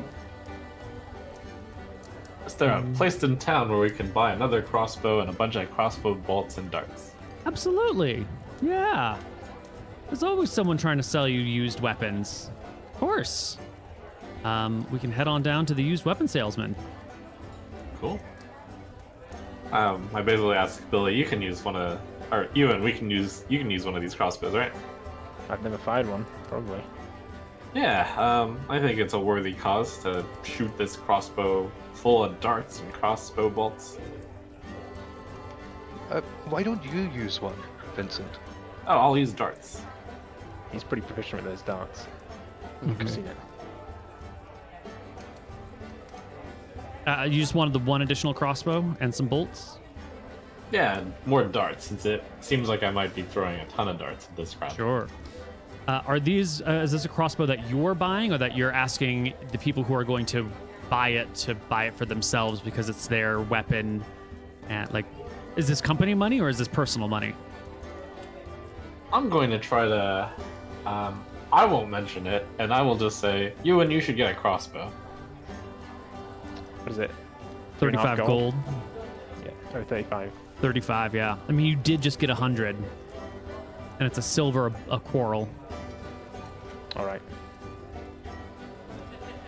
Let me guys get a crossbow. Are you paying for it yourself? Or are you paying for it with Sure. company money? Sure. Which To one appease is Vincent. Oh no, sorry, paying for myself. it? Okay. To appease Vincent, he's been on my back like for a week now. Uh-huh. I'm gonna pay for it. Got it. Perfect. I get Gary however many bolts he wants. It's like 20 will be fine. Sure. I'm gonna That's 2 case of gold. bolts for Gary. An extra case. I think you already had probably 2 cases, I think it was said. Oh, I have no idea how much Yeah, it was- stuff I've had. But yeah, He said it too, but I think you'll want more because we're gonna shoot a lot of crossbow bolts at this I crap. get 2, that is silver piece. oh, I see. Yes. Yeah. I, He had 18 left. 2 gold. And I assume usually, like almost always, the darts are recoverable, right? The darts are somewhat recoverable. If you miss, then like it just goes off into the jungle, usually. The ones that hit, you can recover pretty easily. Since we don't usually track hits and misses, let's just say half are recoverable, just for simplicity's sake. Okay. And, I any better other- grab another 20 then. Okay, they're 5 silver a dart. That's fine. Okay. So 1 gold. For 20? No. That would be Oh, it's 10 20. silver for yeah. yeah. That'd be It's 20 10 more gold. gold. That's fine. Perfect. Yeah, 10. Perfect. Okay. Geared up, rested. Let's make a little encounter check for if anything happens during our fun time in town. We're here for a week. Day 1, day 2. I was just going to say buy a machete. I'm sorry. Has your name been Gary Two Machetes, but not only do you only wield one, you only have one? Yeah, I yeah. feel like I've been lied to. It's I feel like- an advertising slogan. It feels like an advertising slogan. It's so people knew. Go look for Gary Two Machetes. He's the big crocodile hunter. I just feel misled. You wouldn't just call him Gary One Machete. You know, he fights with 2 weapons. You could just call him What he called Machete. himself. You know? True. Superhero? It's fine. It's fine. It's fine. He's low Um, charisma. He thought it was clever. It was clever. It worked on me multiple times. Even though we've had this conversation before, I keep forgetting. And so it's a highly effective marketing strategy. On Friday the 6th, the day before... I'm sorry, not Friday the 6th. Saturday the 6th. Monday the 8th. The day after everyone has woken up and rested. You're out doing your shopping. And you're coming back from the shopping. And will everyone in the party please make me a perception check? Or at least the 3 of you who are out doing your shopping. With Wiley staying behind. Oh my god, look at those rolls. A natural 20, a natural 19, a natural 18. It's more than being aware of this. You're full-fledged catching this. Where is... Right, back to Port Ferris main dock. So you're at the main dock in Port Ferris. You got your inn over here. And as you're walking down this nice stone walkway past the big old symbol of a stair here on October 8th, who should you see following you from a distance but Captain Jackie and her first mate, Winston Washington, and a few of their pirates in tow. And they're walking from a nice, respectful distance behind you, maybe a good, 80 feet or so. But at some point, one of you notices them and surreptitiously mentions it to the others. And with those amazing 18, 19, 20 perception checks, you'll even spot them clearly looking at you, pointing at you, and talking about you. There's no question in your mind that these 7 people, 6 people are following you to your inn.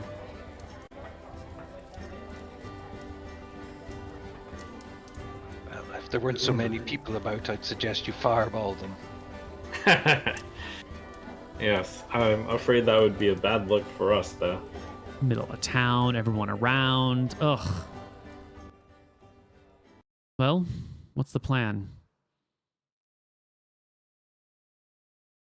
I think there's not much we can do. They know of us. They know where we're going.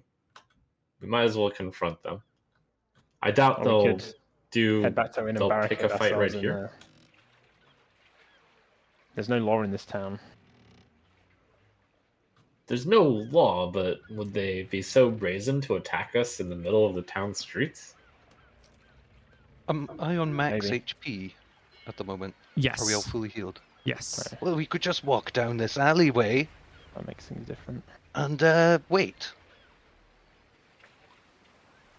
So just how lawless is this town since we've been in? Have we seen like people kill each other on the streets? Surely not.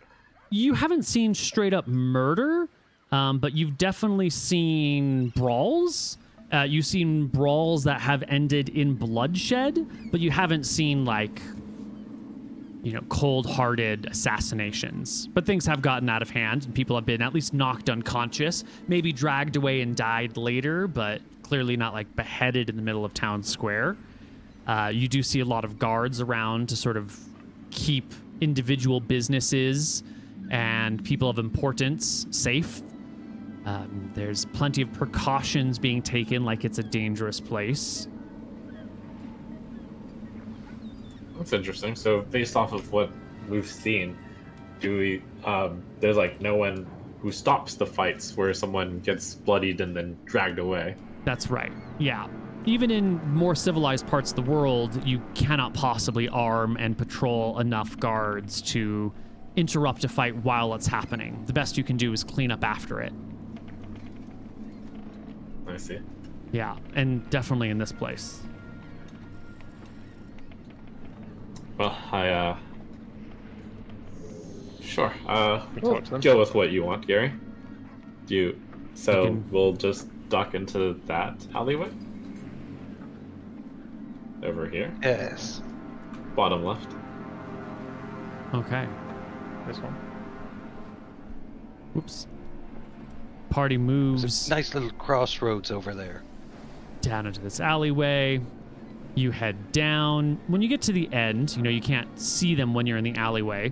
Where is it that the party goes? Do you just I hang out in the suggest- alleyway? What? We go into a nice little ambush. Yeah, that seems good. We'll keep an eye out from back here on the corner. Okay.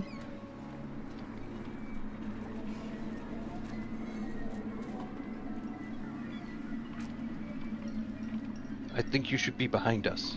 They might come up behind you, Vincent. Oh, yes, that is me. I'm the one in the alleyway. Oh, right, good. You both have the same HP, it's hard to tell.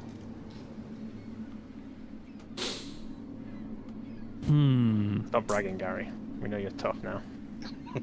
It's all these arrow wounds they've scarred over and created a sort of... Armor. Yes. Tough skin. So. I think we do that. This. So you guys are down in this alley. Now, when you're peeking around corners, the general rule of thumb is if you can see them, they can see you, right? You might have a better view than they do, but if you are on either side of this alleyway and then looking down it, anyone walking down it will notice a head popping out and looking. So is this like hiding around the corners and waiting for them to pass you? Or is this like staying at the edge and trying to peek very carefully to see if someone's coming down? What's your level of visibility that you are trying to work with here as compared to your level of watchfulness? So, I think the plan is we let them walk up, and as soon as we hear them about round this corner, I'll step out with my 2 machetes and ask them what the fuck they're doing. Well, perfect. And if they want to, come on. I'll keep an eye on the Sounds flank. good. Okay. Well, they get to about here, and you can step out with 2 machetes and say loudly or quietly, softly, loudly. Loudly. What the fuck are you doing? Whoa, says the first guy. Whoa, whoa. He's got a shield strapped to his arm. In fact, they all have shields strapped to their arms. He's got a sword tucked in at its sheath on his side. He puts the sword hand up in the air, palm facing you. Hey, what's the big deal? What, is this your alleyway or something? Yes, it is, and if you don't fuck off, I'll kill you. The guy begins to draw his sword. Okay, I move at him and fucking hack him. I think it's initiative time. Here we go. Yeah, let's do it.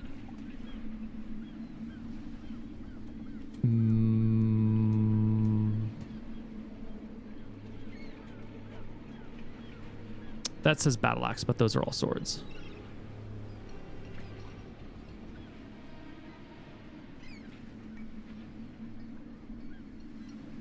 Okay. Excellent. Down by the docks, you can hear the gentle water lapping in the distance, the sounds of the town, people making trades, people shouting at each other, fish flopping around on the decks, banners snapping in the wind, and a little fight happening on the corner.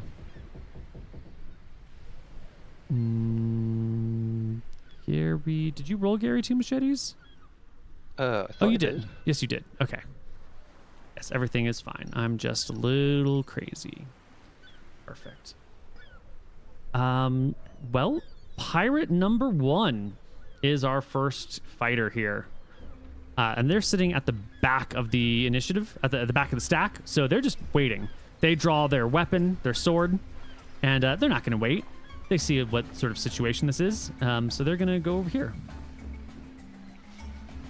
And I'm just going to continue making some movement rolls for them. Not movement rolls, but distance. Actually, they can get all the way. Vincent, you'll notice them coming down the backside.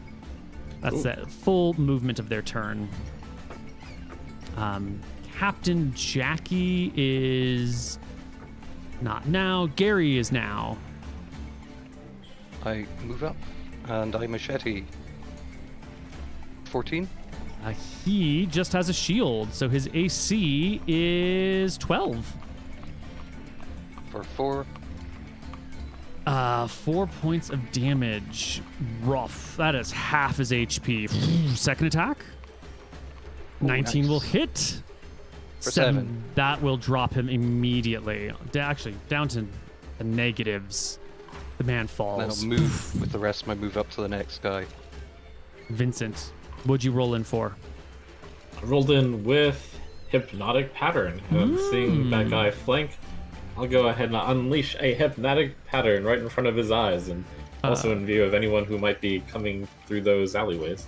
Which person? I see 3. The bottom, south. 3. South guy. Excellent. Drop a Hypnotic Pattern in chat, and I assume this guy needs to make a saving throw versus spell. Let's see. Which is a failure. Saving throw versus spell, and it can affect up to 24 hit dice if anyone else happens to be there. Yeah. Would you put it in chat just so I can read some of the text? Yes, I will copy it again. Thank you. As long as you maintain focus, plus for 2 additional rounds, up to 24 levels or hit dice. Must be in the area of effect. Okay, and it's a 30-foot cube. So can you use a ruler or something and draw a 30-foot cube? Like you could do a cube like this, or... Yes, that was perfect. Oh, perfect. Okay. There's this guy and what's behind him. Yes. All right. He fails the saving throw, and he is absolutely captivated. Ewan, it's your turn. I will take a defensive stance in this choke point here and ready my spear attack. Well.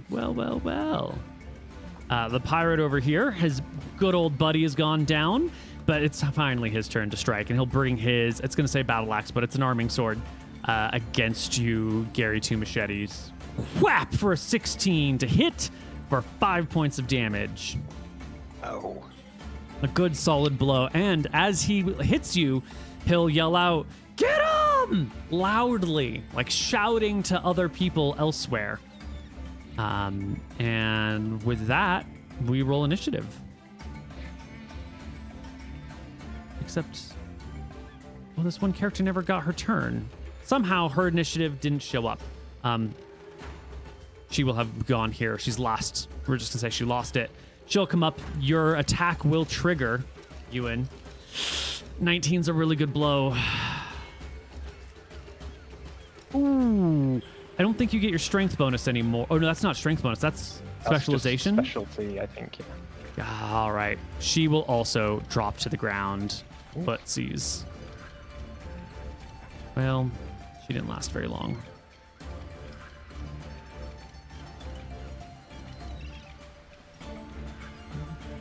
Oops, those should not have been attacks. Those should have been initiatives. There we go. There we go. Concerned look.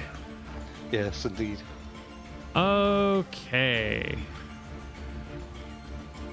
Oh, this guy's unconscious. He's hypnotic patterned, completely gimped. We'll do that. Gary Two Machetes. Nope, not Gary Two Machetes. Winston Washington coming around the corner from up top. Sees his good old buddy down. Steps over her. I'm just gonna move over to the side. And he sees our two people here. He's going to take his attack at the wizard, even though he's going to have penalties to hit because of the awkward diagonal around a corner. But the wizard's back is maybe to him. He was looking down this way. His token's facing that way. I don't know. He's still going to get some penalties. Maybe a -1 to hit here total. This is a 12, which will not hit you. Is your AC 14 because of high dex? Oh, and you got yes. the ring of protection. Plus the 1 ring. Yeah.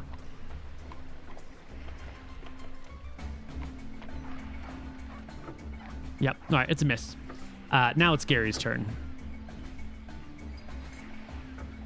12. 12 will hit. Cool. And you will drop him to the ground. Cool. Can I use the rest of my movement? Totally. Would it be apparent to me that there's someone down here? You saw someone back up and go down earlier. Can I run over there and hit him with my second attack? Probably not without interrupting Vincent's spell. Okay, cool. I'll just step forward again and wait. All right, Vincent, your turn. Cool. I was in the middle of casting a spell. Is having someone next to you as you cast a spell bad in any way?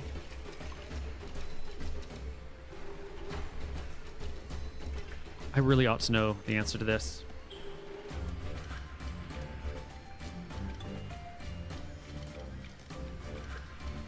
Casting spells in combat.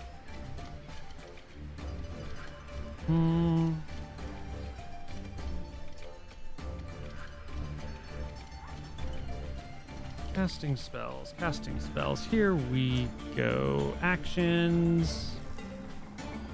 When you're casting a spell, you lose any dexterity benefits to your AC since you must hold concentrate. Oh, I forgot about that.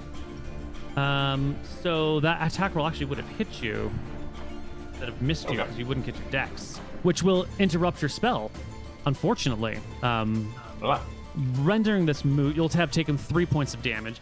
I will continue trying to reread because it's never very clear. You've lost your spell.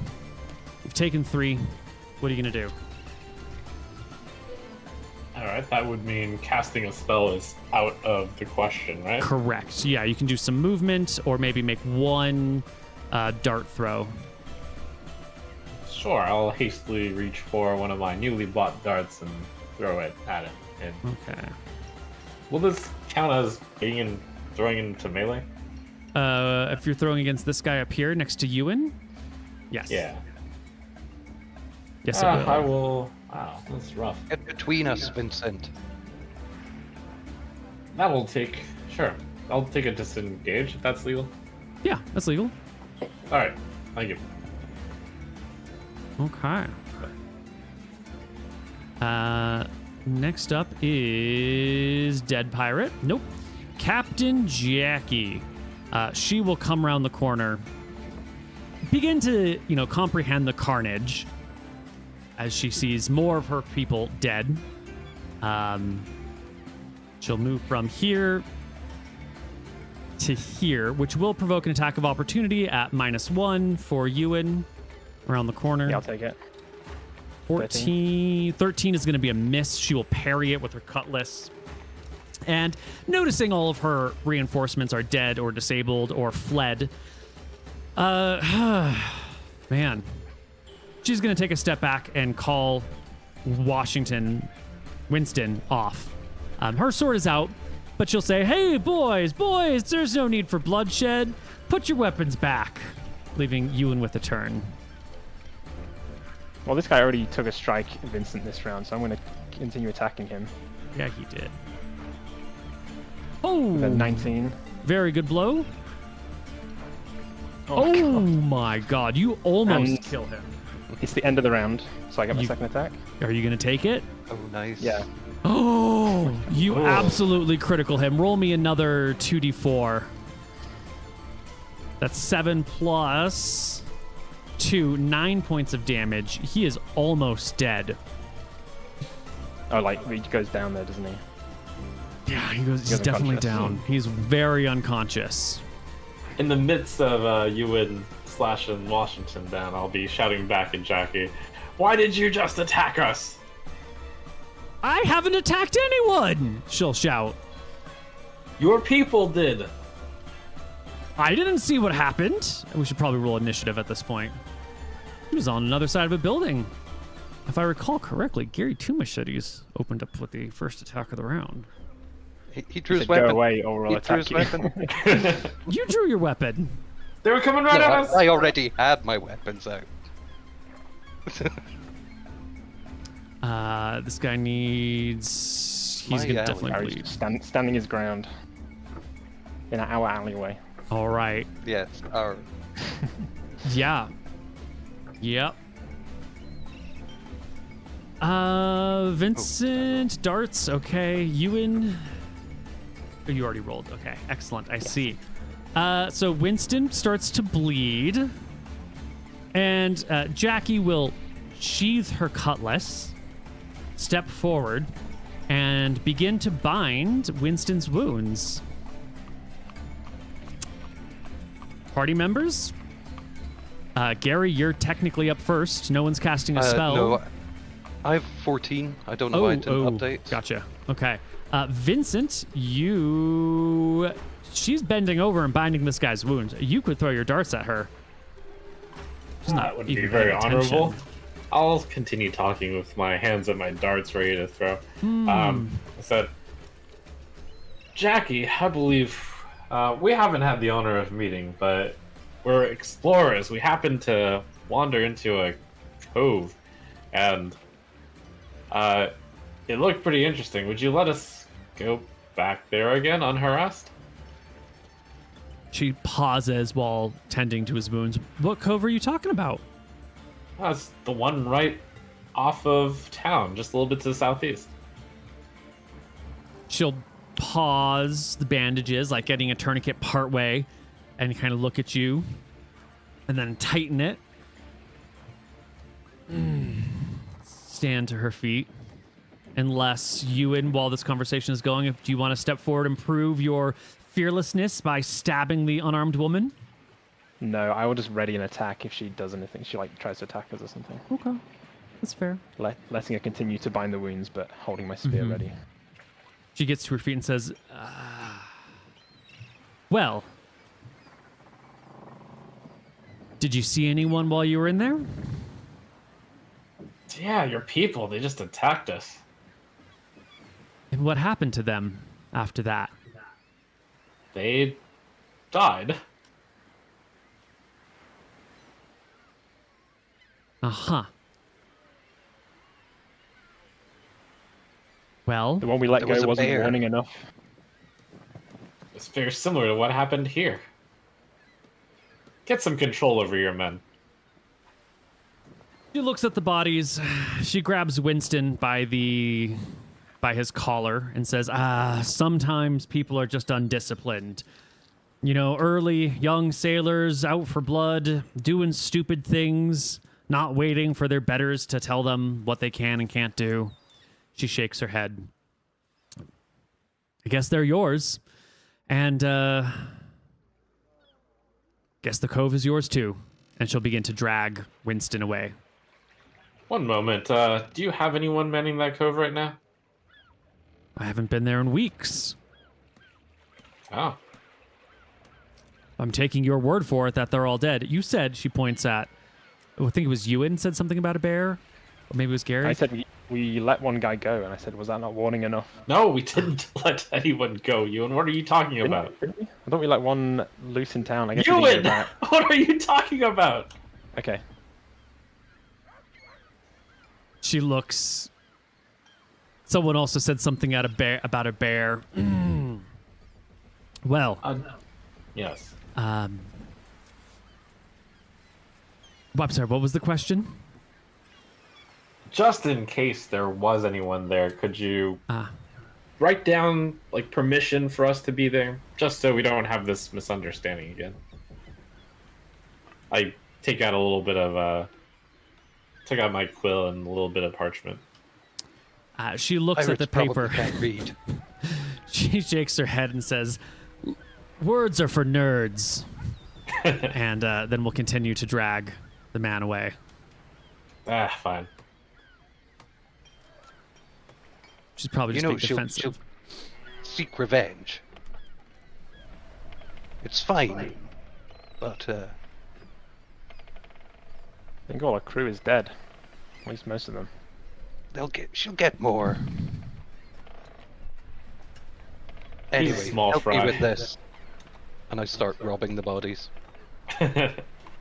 Right, there are 4 corpses. You will get... Ooh, baby. You will get 42 gold pieces off of these bodies. To who goes the spoils? I'll hand it to Vincent. Say, pretty good haul. Obviously successful pirates. Not bad. This will be. We'll put it in the pile and distribute it. Great. I'll hold on to it till we're back to the boat. Sure. Ooh. Speaking... get- Oh, never mind. Oh, sorry, go on. No, go ahead.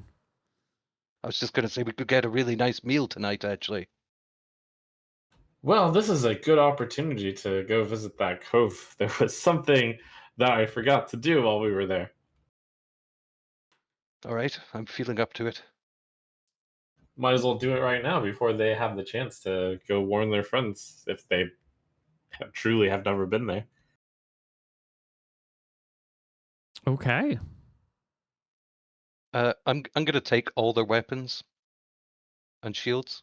Yeah, as you're taking the weapons and shield and rifling around through their stuff, you will see people come and like peer down the alleyway, not from right next to it, but from, you know, a good respectful 30 or 40 feet back, and sort of gaze to see what's going on.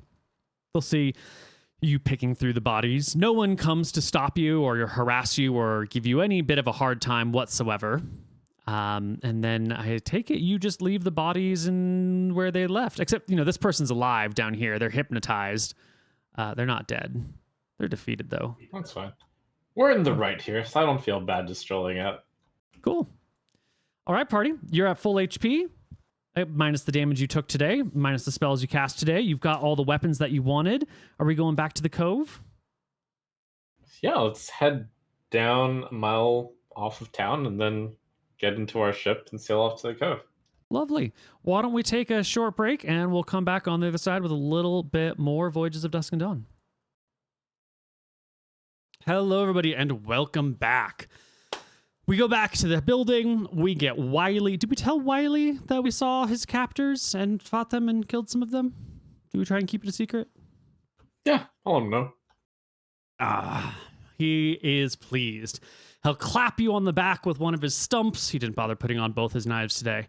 And we'll hop into the boat or walk down the coastline, hop into the boat with you, and sail over to the next island. Real easy to get there. It's just across the way. The only thing, you know, Let's check the weather, because maybe it's foggy. Maybe you can't see the island. Maybe it's in clear, plain view. It's a cloudy day with some gusty winds, so you can get there without an issue. You will be able to see the island from afar, and your boat will obviously be appearing to go towards the island. I don't know if this is something that you're concerned about. Like, there's a lot of boats in this world. There's a lot of people sailing around in this world. Does it matter to you if people see you going in this direction instead of in this direction? Like, it's like a 20-degree difference. I don't have a problem with that. Perfect. The only person we might be scared of is Jackie, right? And we've kind of shown her, so... Yeah, cool. You sail on over. You come back to that same big wall. Do you remember how to open it? Well, you have a memory of how to open it that springs to your mind. And with your... Do you still have a long stick? Yes, we'll use the stick to press the button out here. Yeah. It just passes through, and the wall vanishes. You can sail right on into the port. And what do you want to do here? I'll just call out, hey, anyone out here? We have permission from Jackie to come visit.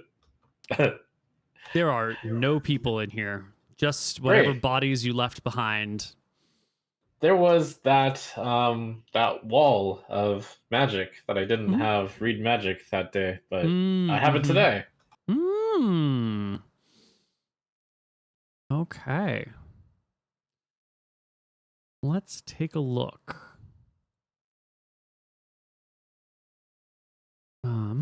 I have written down the Wall of Magic.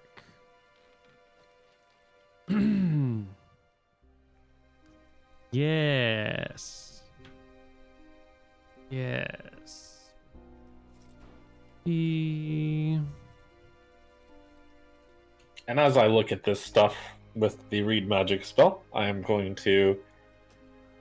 Well, first of all, I'm going to think about if the memory stone has ever captured the memory of someone while they were, like, detecting magic or reading magic, and how that works. Like, does the vision of the memory stone act like you yourself are reading magic, or do you not understand it or something?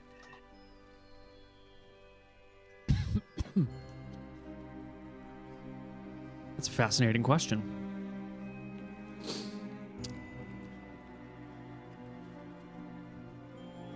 There's no memory of someone like casting detect magic and then comprehending the text.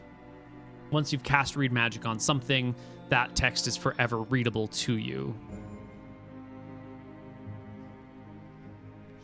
Yes. Did I send you something? Let me double check my notes. Live, Vincent. Perfect. Yes. All right. So once you've cast read magic, it is forever legible to you. So no need to remember that stuff. It's just how it is. You will find on this, how many pages, spell levels can you read, Vincent, with read magic? Oh. 2 rounds per level, and you can read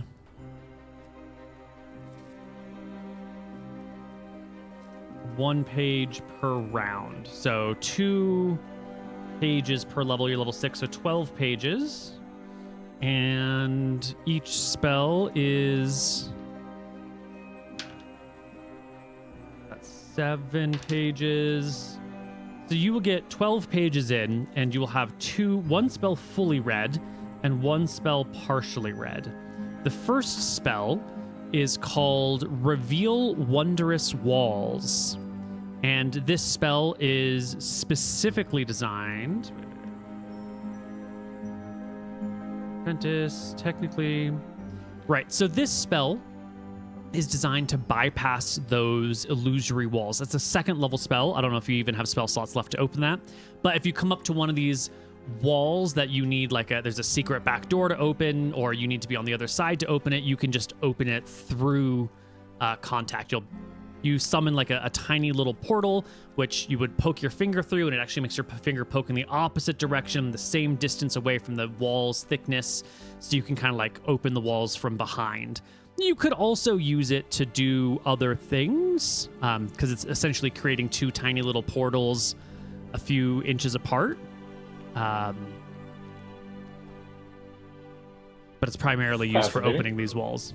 I don't know if you want it. The other spell you've got that you're reading here is Beacon, which is also a 2nd level spell. And by the reading of it, you haven't finished it. It allows you to, it's like an enchantment spell that for at least a week per level will create like a resonance frequency on an object or a thing that you can somehow track. You haven't finished the spell, so you're not sure how you would follow it, but it does sort of create a beacon on a thing that is trackable by magic. That's interesting. How many read magics, or how many pages worth of material do I think are on these walls? Oh, that's a great question. There remains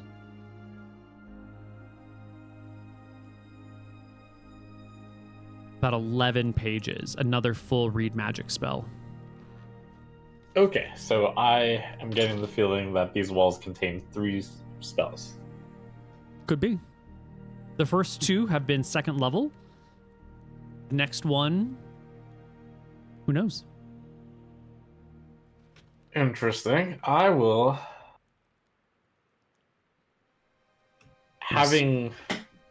I'm going to basically record the memory of me reading the magic on the first 1.5, and then attempting to read the other 2. And I'll just record that memory of me glancing at these pages. You're going to record the memory of you. Can we be a little more descriptive here? You say glancing. Sure. So as I was mentioning, I start the recording with the memory stone as I cast read magic and start reading all of this stuff. Okay. So it's a long memory. It's like 12-minute memory of you going over the text of these spells. Sure. Okay. Done. Okay. I tell Gary and Ewan, I'll need another day to finish reading this stuff, so I think we can stay here over the night, but we'll want to keep watch. Keep an eye on the harbour. Yeah. Well, it's probably safer here than in town, to be honest. Probably. I'm gonna go for a poke around the place and see if there's anything we've missed. Ah, good idea. While you're on watch, Ewan, and then I'll take the next watch and just come get me. Or yell. Okay. And I'll do the experiment of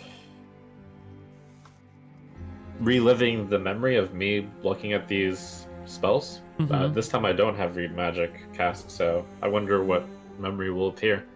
Yeah.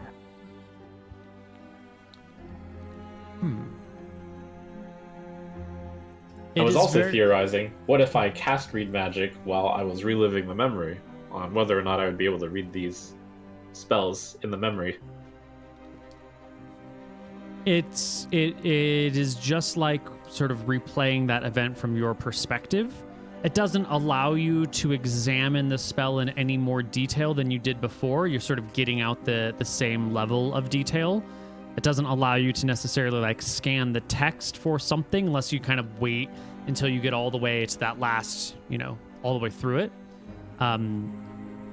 But it does allow you to reread the spells. Are you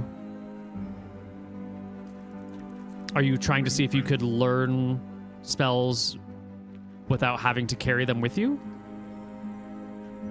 Well, that's an interesting idea. But I was also wondering if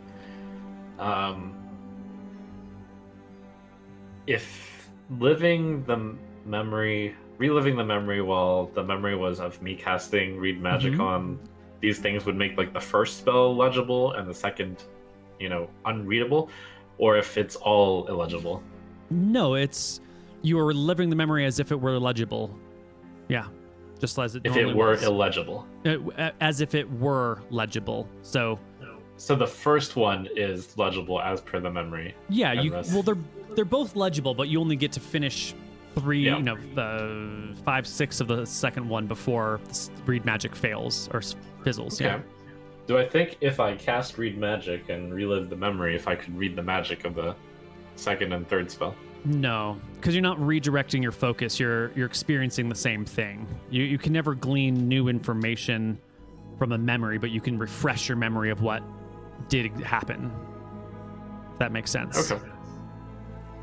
Yeah, it's not quite like a TV where it's capturing a picture and then you can focus on different parts. It's the, can you remember a new detail of that time you bumped into a car while you were parallel parking? You can't like read the license plate if you didn't read it the first time that you were parallel parking and ran into them. Sure. Well, that follows up into the interesting question of, do you think I can learn the spell now off of the memory of having cast Read Magic on these? I think you could, but it would probably take you much, much longer. Because when you're learning a spell, you want to be able to kind of like read the text and then jump back over here and then jump back. Like you want to compare bits and pieces. But the only way you can compare bits and pieces is to like sit through the memory of reading all 5 minutes, and then you get down to that one section that you wanted, and maybe you make some notes. And I would say you could potentially learn spells, but instead of taking you like a couple days per spell level, we'd probably increase that time to like a couple weeks per spell level or something. Maybe not weeks, but there would be a large multiplier on the time. Okay, cool. Inefficient, but absolutely doable. We stay for another day, did you say? Yeah. Okay. And this is also Cove Lair and Cove Lair 2. The next, you will get 2 more spells. The next one is a 4th level spell called Greater Beacon. Which is just a better version of the original beacon spell, except it's permanent instead of having a limited duration. It is 4th level. And with both of these spells, they function the same way.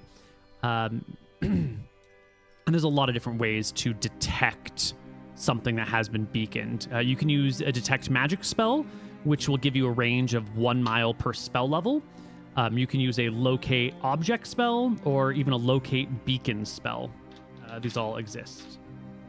And the 4th spell is Locate Beacon, which is a 3rd level spell. And this will allow you anything that has a beacon that you know the beacon of, because you kind of have to attune to that specific frequency.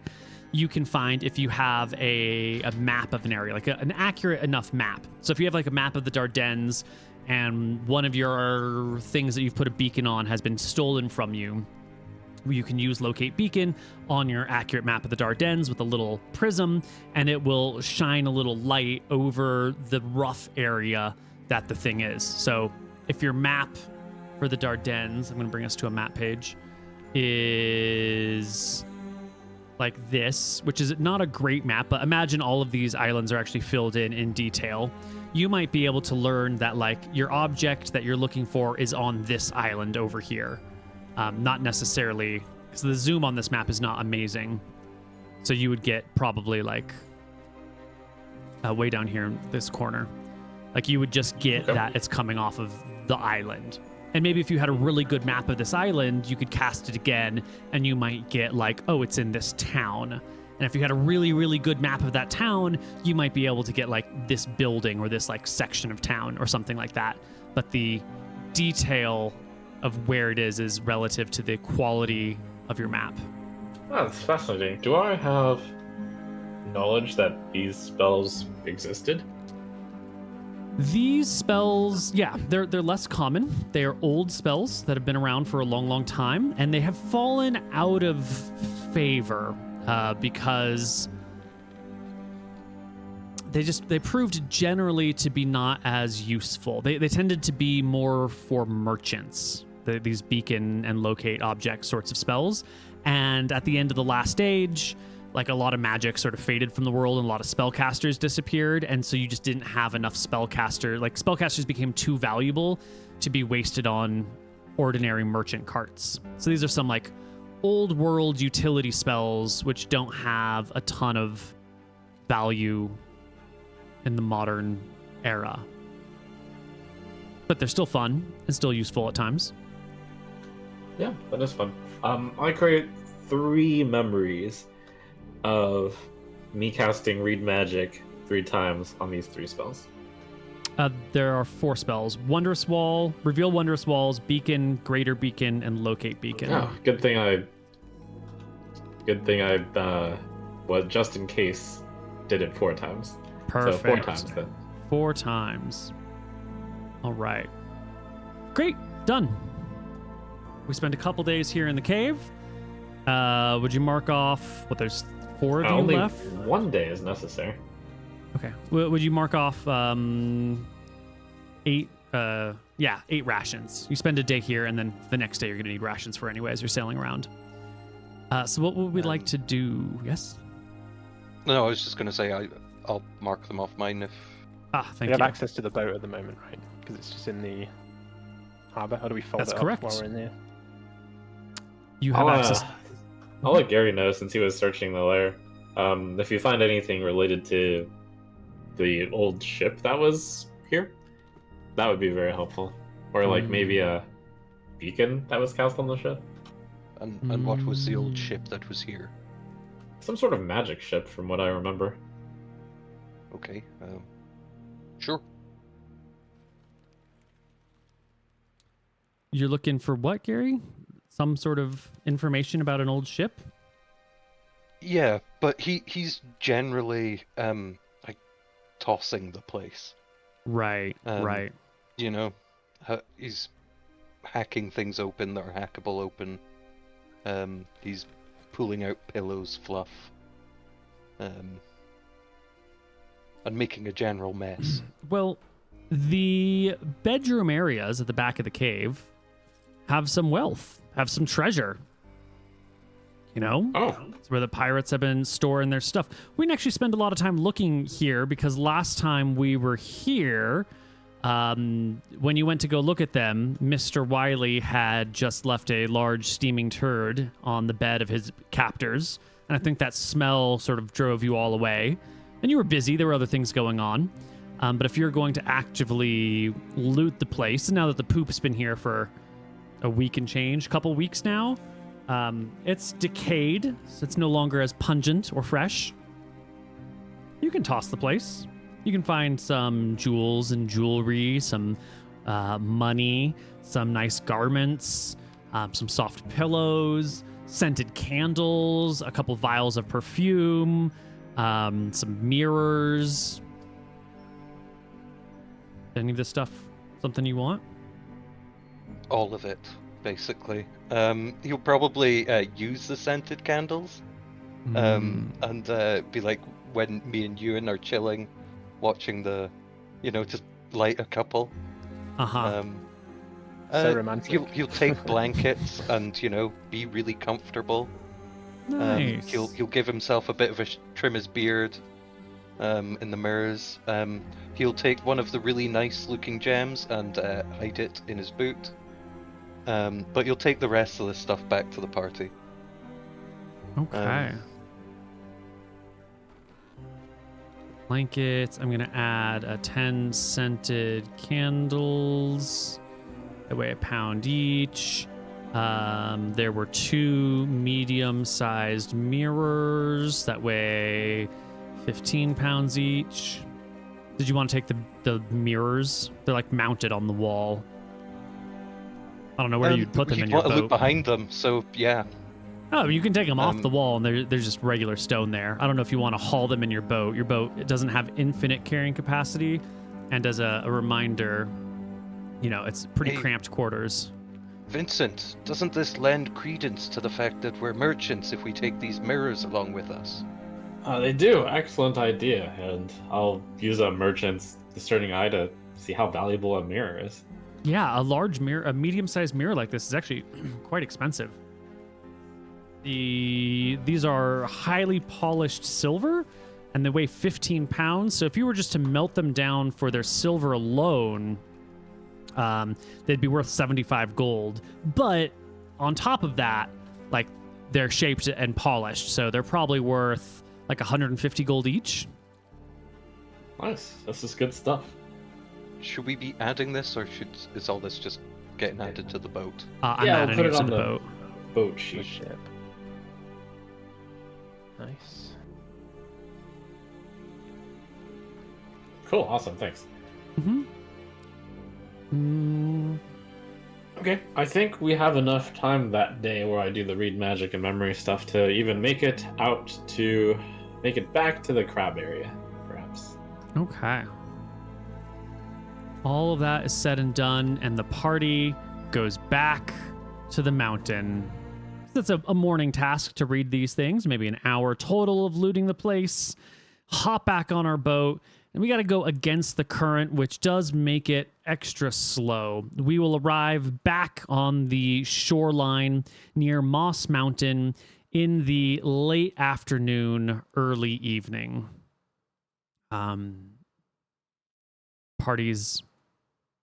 Everyone should have gained 3 HP yesterday as well.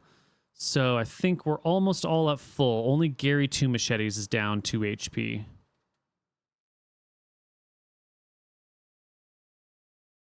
Do we want to go into Moss Mountain tonight? I mean, it's dark inside one way or the other, right? It doesn't really matter what time it is. Let's go at the crack of dawn, right? Sure. Not in the middle of the night. Why not? What's wrong with the middle of the night? Well, we don't have a dwarf anymore. It's dark inside one way. It's gonna be dark inside there one way or the other, lad. Ain't no matter what the sunlight's doing when you're surrounded by walls and caves. I mean, did you see the troll? Aye. It came I out still at night. see it when I close my eyes at night. Well,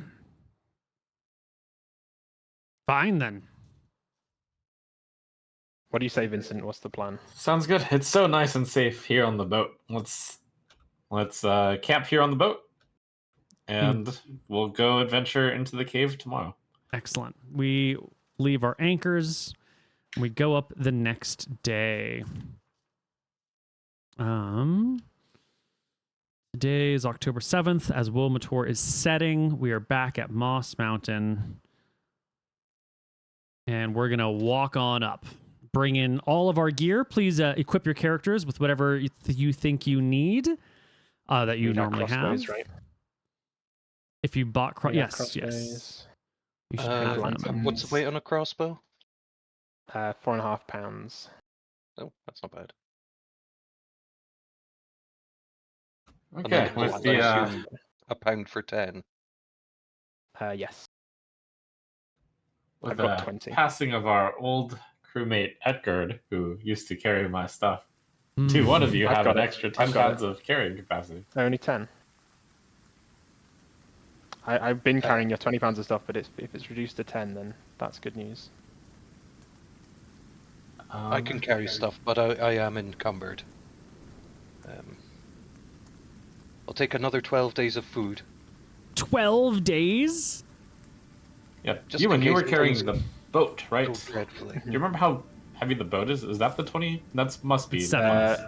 Rift Seven, Dancer okay. 7. I'm carrying Oh. your stuff and Rift Dancer for total. All right, then 7. that'll be 20. 12 Oh, days. have you been including the boat in the weight? Yes, now I will. Oh, okay. I'm. Is it 10? So is it 13 without the boat? Call my bag 13ish, yes. Okay, perfect. I'm still in light. I'm okay. I'm good to go. Actually, since I'm we're being so exact, medium. call my I would bag just 20 dump even. some stuff. So that'd be 27 then. Okay.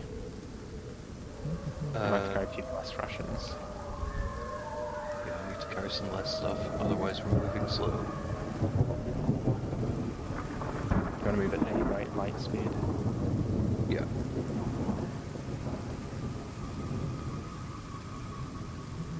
think I'm good, actually. Not quite.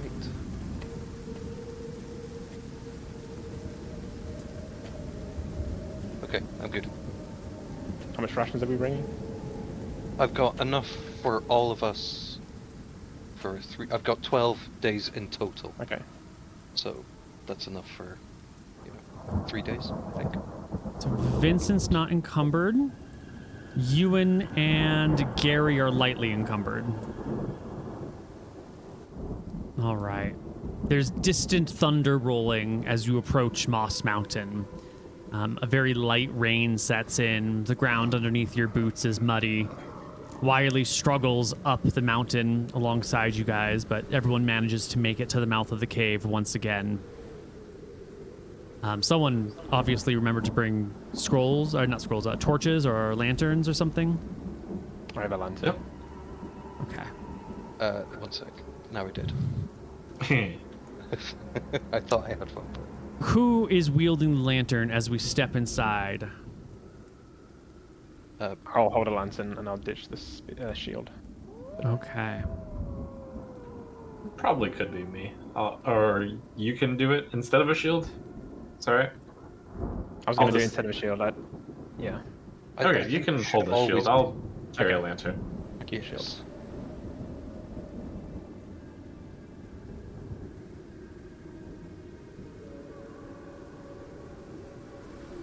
So I think our plan is simple. Wiley, it might be too dangerous for you. Why don't you stay here at the cave entrance? We'll slay the beast. He looks dejected. He's gone from, great pirate captain to teachers to leader. He's held all sorts of roles and responsibilities, but now the one-eyed, one-legged pirate captain fulfills the role of liability, and it breaks his heart. But he'll stay behind. So here's my plan. I'll cast Fly on all of us, and we'll shoot the crab down. Okay.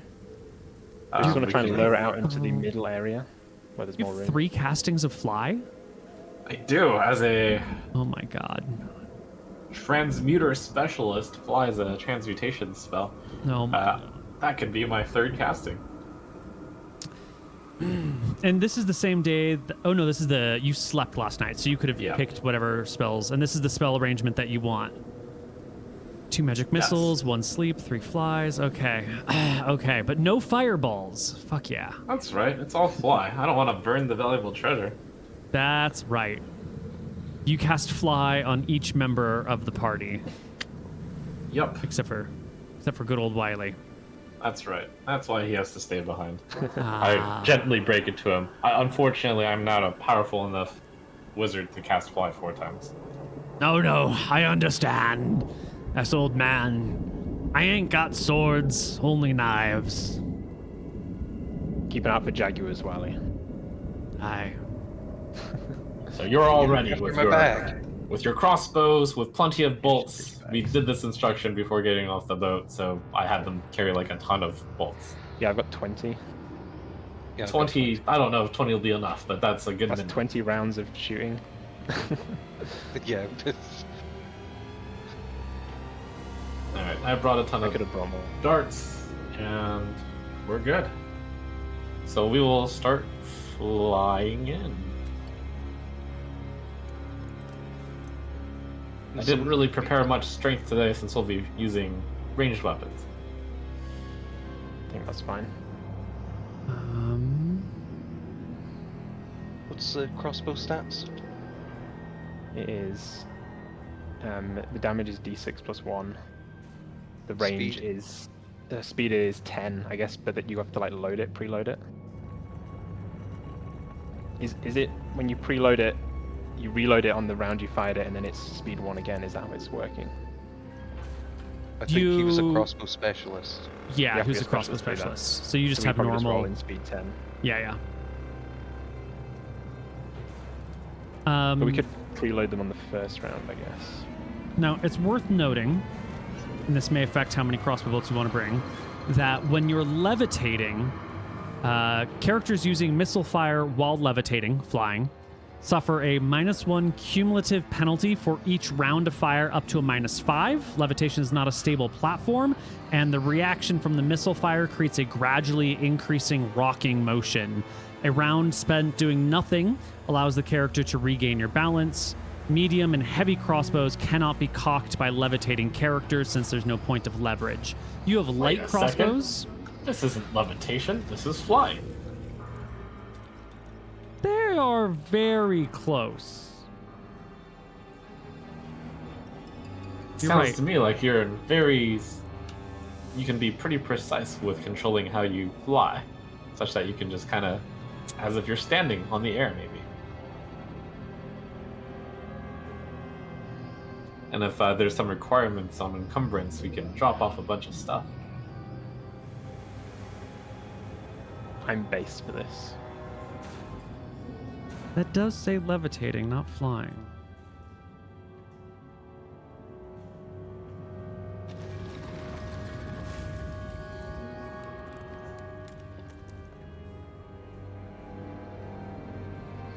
All right, I'll give it to you. You're not levitating, you're flying. You can make your combat attacks fine, but still no medium or heavy crossbows, but you're not. You're just using light ones. So, party, you're in the dungeon. Let's just go get the big crab man. Yeah. We'll fly at a slow speed through the area to the last known place of the small crabs and then to the large crab. I know where I've the left big my crab bag is. with Wiley, and I've got a lit lantern in one hand and a crossbow in the other. Okay. A lit lantern in one hand and a crossbow in the other. I plan on putting the lantern down. Okay, I was gonna say. All right. Well, the last place. We're just gonna fly. So let's go woof, down and down and down. Past this little corpsey area where the dead creatures, actually, dead creatures are probably gone by now, eaten, flying over. Past the area where you had built this little fire once upon a time, you can see the charred remains of dust pushed around and stamped on by many, many, many feetsies. You can fly up over here, up onto this ledge where Ewan will tell you that just to your northwest, just through this passageway, is where he saw the beasts. All right, men, get ready. And It's pretty narrow in there, so we might want to bring it out into the open if it does come. Well, if we start by, I talk quietly since I imagine flying is pretty quiet. Mhm. We might get a round of surprise on it if we just fly on in there and shoot it. So let's just do that. Let me put my lantern down. I put the lantern down here, so to illuminate this area. Okay. Yeah, gonna I'll put still it like carry this mine. light. You think we're relying on Vincent's light, probably? Mostly. Let me just get a little token to hold your lantern. Okay. Mhm. And we're at ceiling level here, I guess. Yes. And the However high ceiling's that is. tall enough to avoid a crab attack. Well, let's talk about all of that. There we go. So you've set your lantern down, same square as you. On the side. Oh. Perfect. So, the ceiling right here in this particular zone is about 10 to 15 feet. Some areas are a little bit taller where the ceiling is collapsed. Some areas are a little bit shorter where they haven't. This is a roughly normal height. Down here, this is another 10 feet lower, and the ceiling rises. It sort of like comes out in the middle. So this is the ground here is maybe 30 feet below the ceiling, and here you're between 10 and 15 feet, depending on the exact spot. There are these rooms that you have flown past. I'm just going to move our tokens so we can see ever so slightly that, you know, there's little tiny rooms here. Inside these rooms, the ceiling is just about 8 feet tall, not even No, it's probably closer to 10, a proper 10 feet. But if you're at, if the ceiling's 10 feet tall and you're 6 feet tall, then your feet are only 4 feet off the ground. So this zone right here, even at the places where it's 15 feet up, your feet would be 9 feet off the ground, and that might be within range of a very large monster. Well, you make a point. Good point, Gary. We should drag the crab out over here where we can fly very far up. Why don't you just bang your... I think that was Ewan, but it's a good idea. Ah, yes, Ewan. Bang your weapons against the shield and draw the crab out.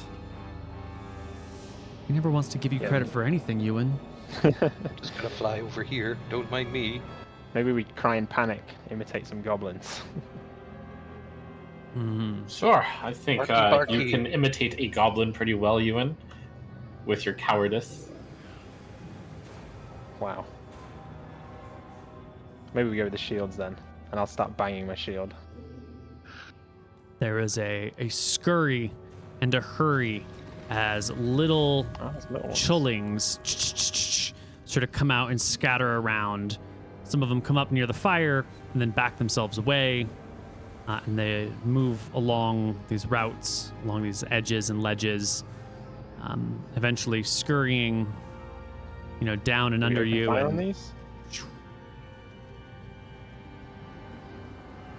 Make some more noise. We want the big one. They're kind of cute. I'll keep banging my shield.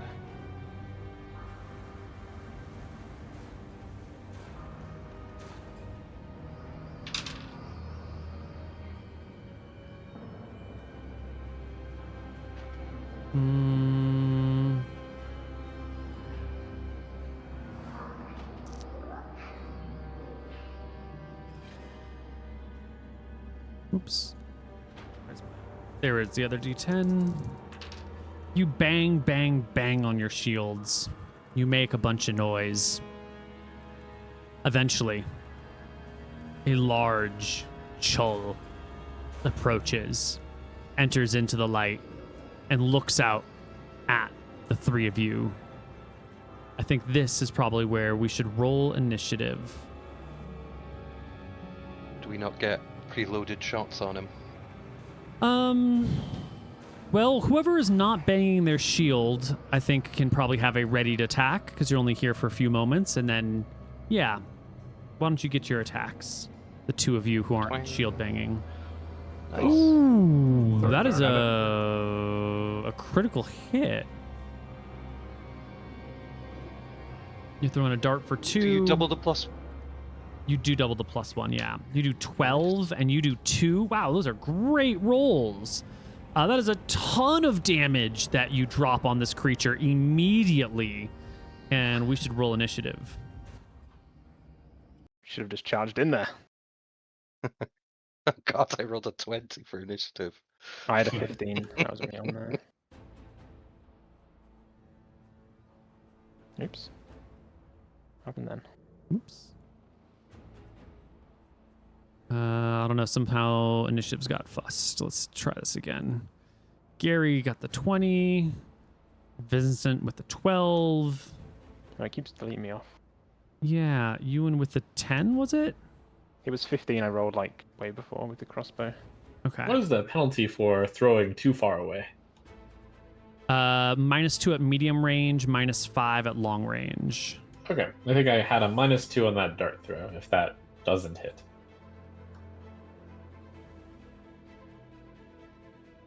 The creature has... You only roll a 15. It is actually a miss then. I will give it 2 HP back. Thank you very much. And our creature will go at initiative 6. What's wrong with my initiative order? Something's broken. Keeps adding dead creatures and removing living creatures from play. Let's give it a nice old refresh. Boy.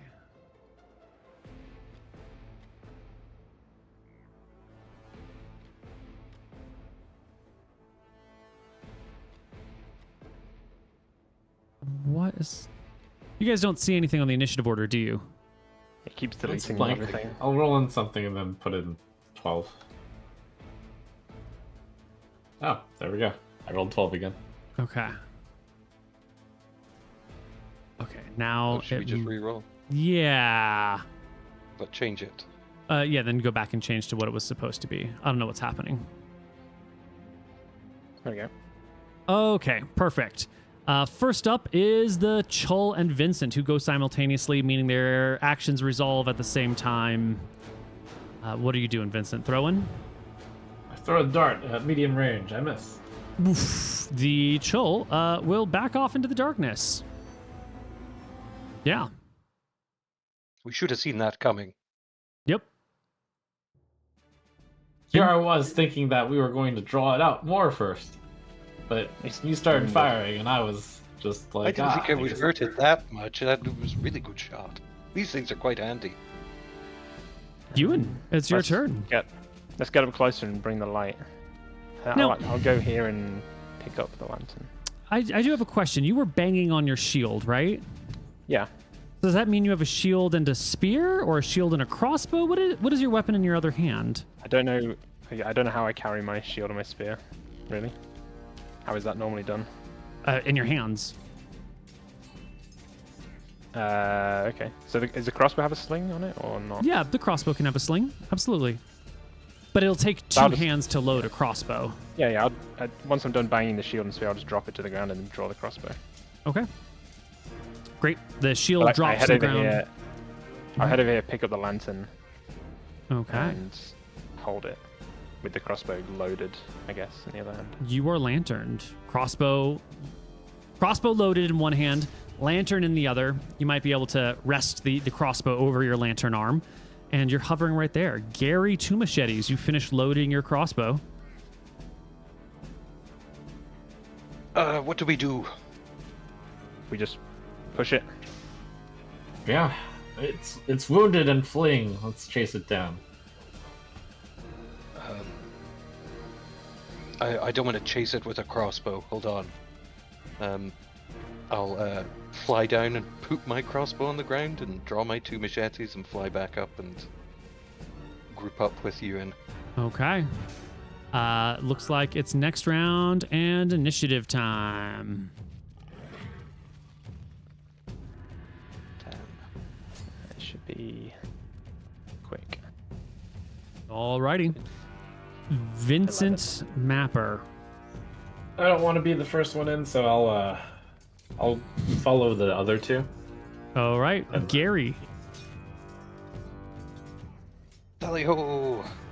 I can see it, right? It's in the dark, but I can see it. You do fly up towards something, but it's much, much smaller than the large one. This is one of the Chulings. Oh, I thought that was it. No. Is that You probably get like about here when you realize that it's just a small one. You can move back if you'd like. I'm not flying into the dark. I'm right behind you. Yeah, can we fly in a Yeah, but I can't formation attend. in Yeah. such a way that they're in front of me, but I provide the light? Ewan Like also convince him has to follow me. a lantern. Yep. Well, I've got my crossbow loaded, so I might just shoot one of these guys. Shoot one of the little guys.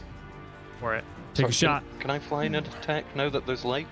Yes. I think the whole group is sort of moving forward together, and I think it misses. 6 is indeed a miss. I'm so sorry. Nice. 21's a great shot. That Crits, I will assume. 7 damage on this close one. Yep, it is a crit. It will destroy it. And then I'll flap to the next one. 13? 13 hits. 3. Not enough. Ah, perfect. Our Chuul will crawl out of the giant pit that it crawled into last round as it sees you getting close. It'll step out into this nice tight area, and it's going to reach out not with its claws, but with its paralyzing tentacles that stream forth from its mouth. It gets up like on its this. hind legs, reaches towards you with a 10 to hit.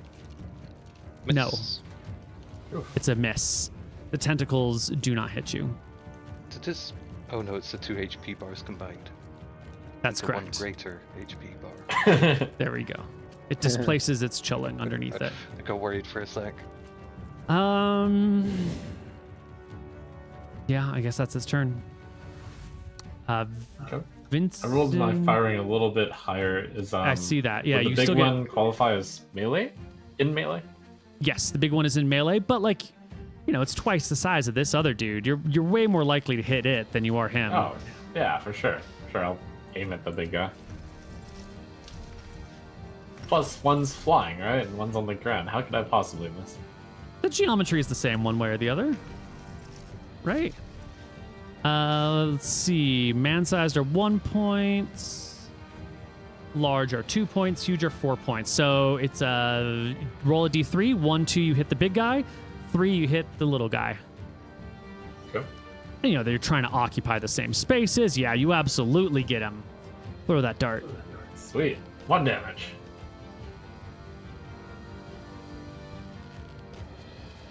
That's... Roll the and hit, again. please. Oh, my roll 20's bugging me. Oh, are you... Okay, I see. Yeah. The 8 is a miss. And did you make a third attack in there? Is it just being slow? No, but I'll get a third attack at the end. Should I roll that This in is the end of the round. Yeah. Okay. 14 will bounce off of the armor of the creature, doing no damage.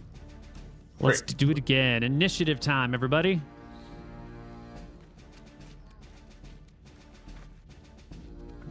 It's just a big old creature. You'll be able to get it no problem.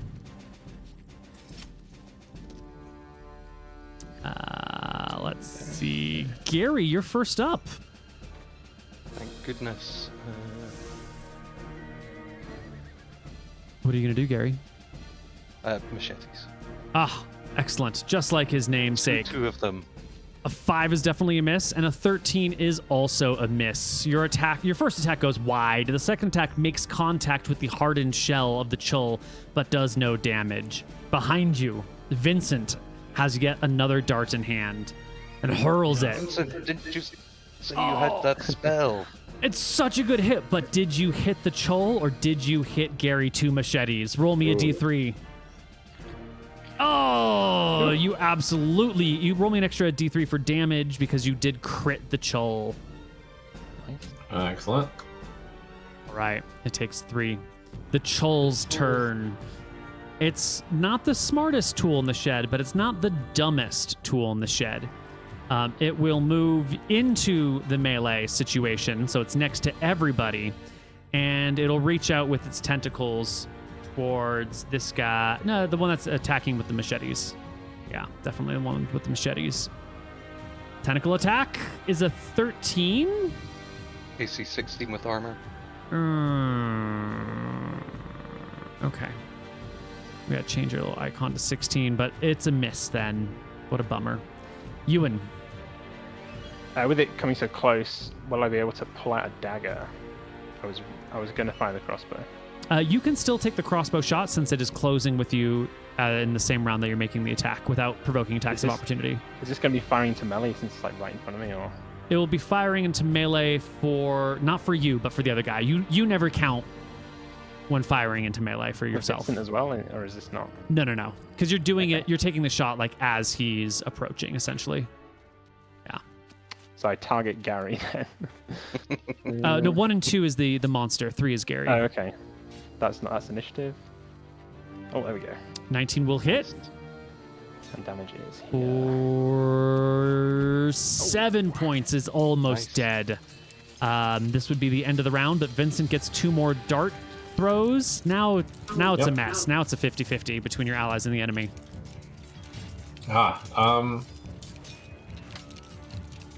Didn't you say you had those magic missiles you told us about? You can't cast a spell mid-round. You can. Alright, I guess I'm good this round. Alrighty. Initiative. Well, if you had waited on your shots, let's see, who fired first? Was that Gary? It was me. Yes. We were supposed to lure it down here where it couldn't just easily escape.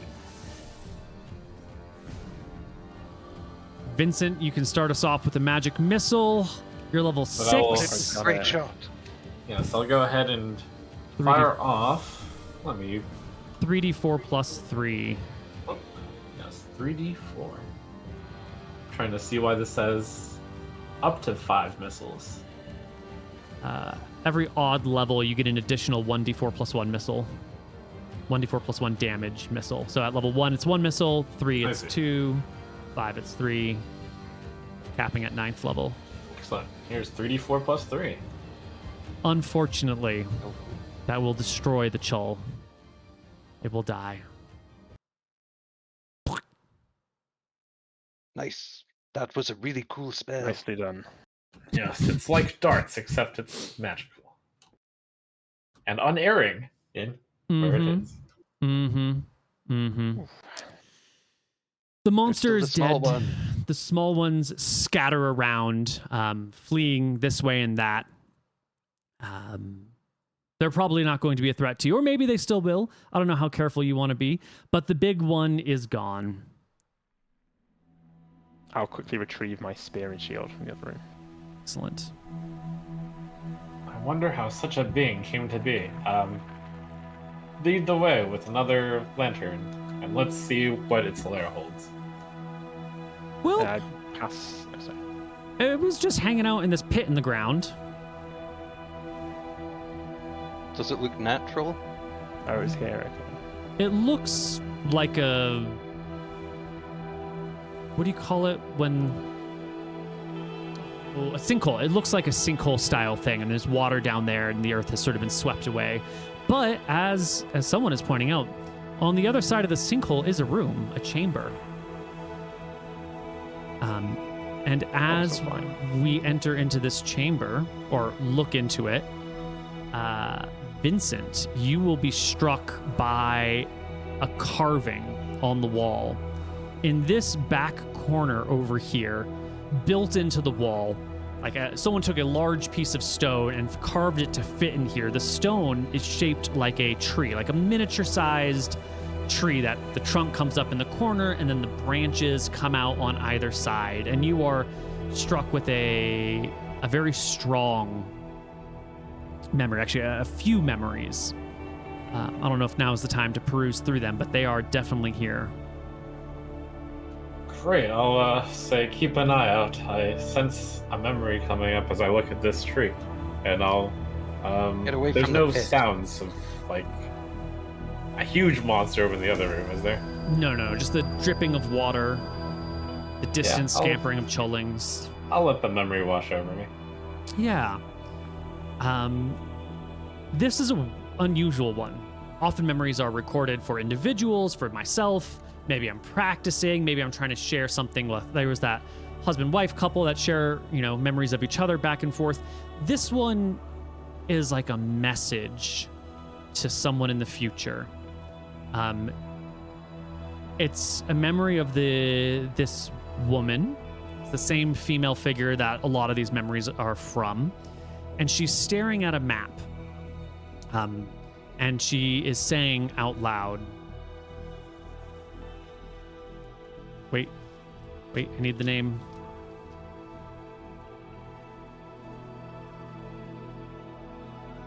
She is saying,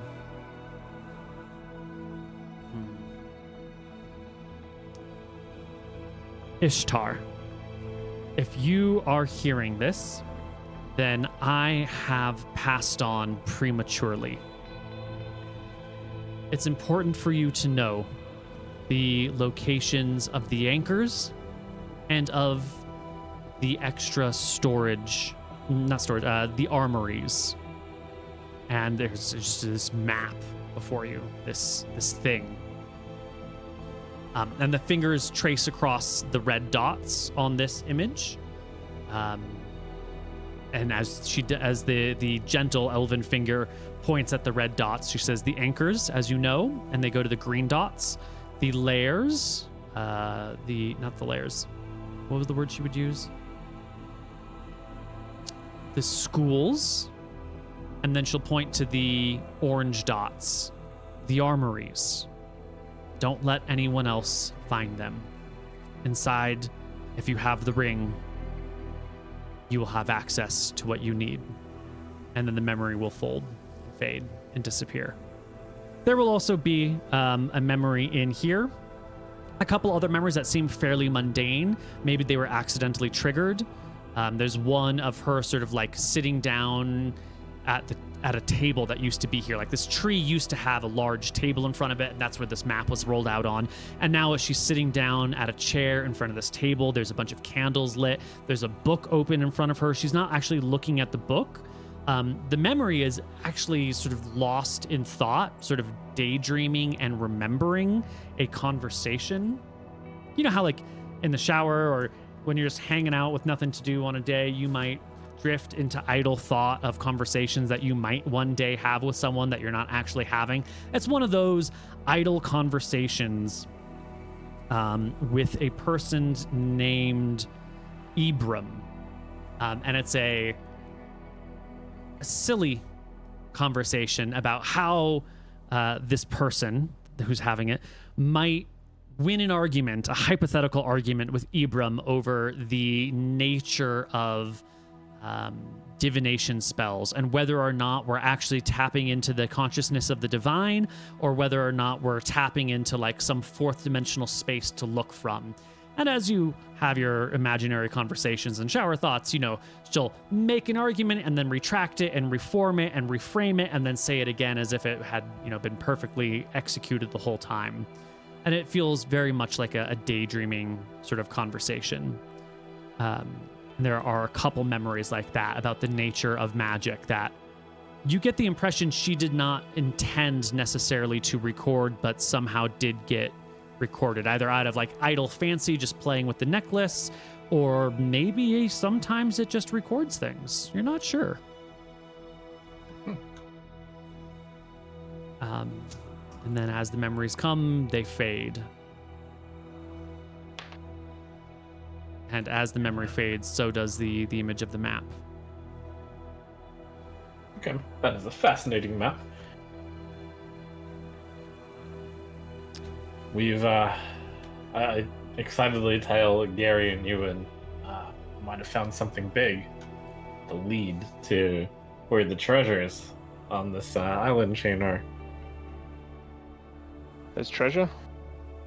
Yes. If only... I curse and say, if only this lady had a "You Are Here" marker on this map.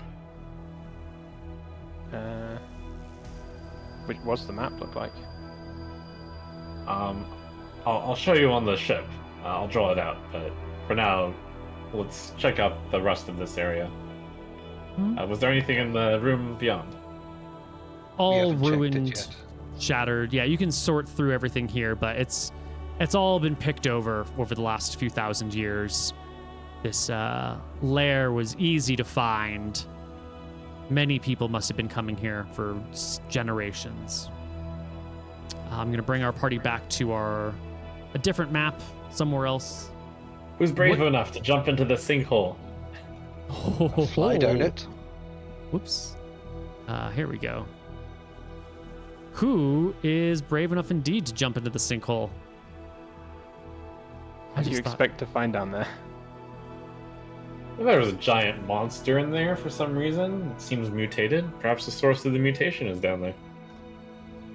Does anyone have a rope? Negative. Good thing can fly. That's Give me- true. Give me your lantern and a shield. What's at the bottom? Yeah, sure. Here you go. That'll Looks like it just goes down to rubble and ruins, though, right? Well, I'll that's slowly descend. It is rubble and ruins, and there's water, but also down there are bones. And with the bones are also little treasures that were incidentally collected when corpses were brought back here to be feasted upon and their remains were dropped behind. You will find. There's treasure down here, lads. Oh, Koibu, you sly dog! Tried to move us off this map before anyone went into the sinkhole. I mean, who wants to go check out the sinkhole, right? That's a ridiculous concept.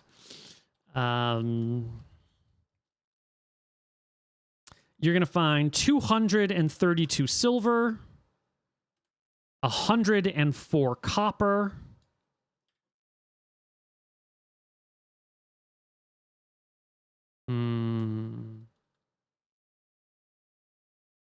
and 3 gems.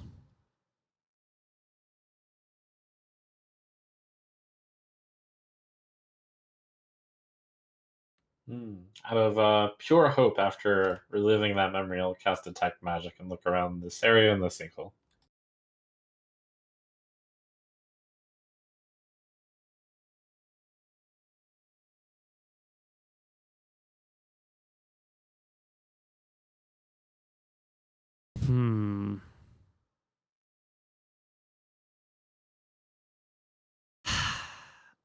Does this show up on Detect Magic?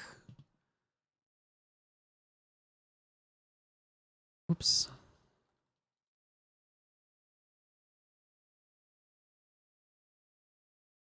Where is it hiding here? It is a permanent spell. Yes.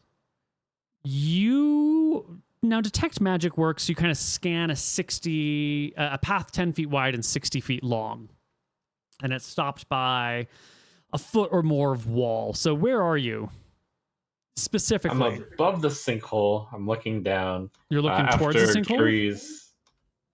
After Gary has went down and looked around, I feel safe. I'll float on down there and look all around. It's not the sinkhole that radiates magic. It's the wall beyond the sinkhole that radiates magic. Ooh. Yeah. And it's not just any magic. There are 5 levels of magic. What is it? Dim, faint. Where is it hiding? Moderate, strong, overwhelming. Thank you. Dim, faint, moderate, strong, overwhelming. This is very strong magic. It's somewhere between strong and overwhelming, more strong than overwhelming. That radiates from the wall here. Huh.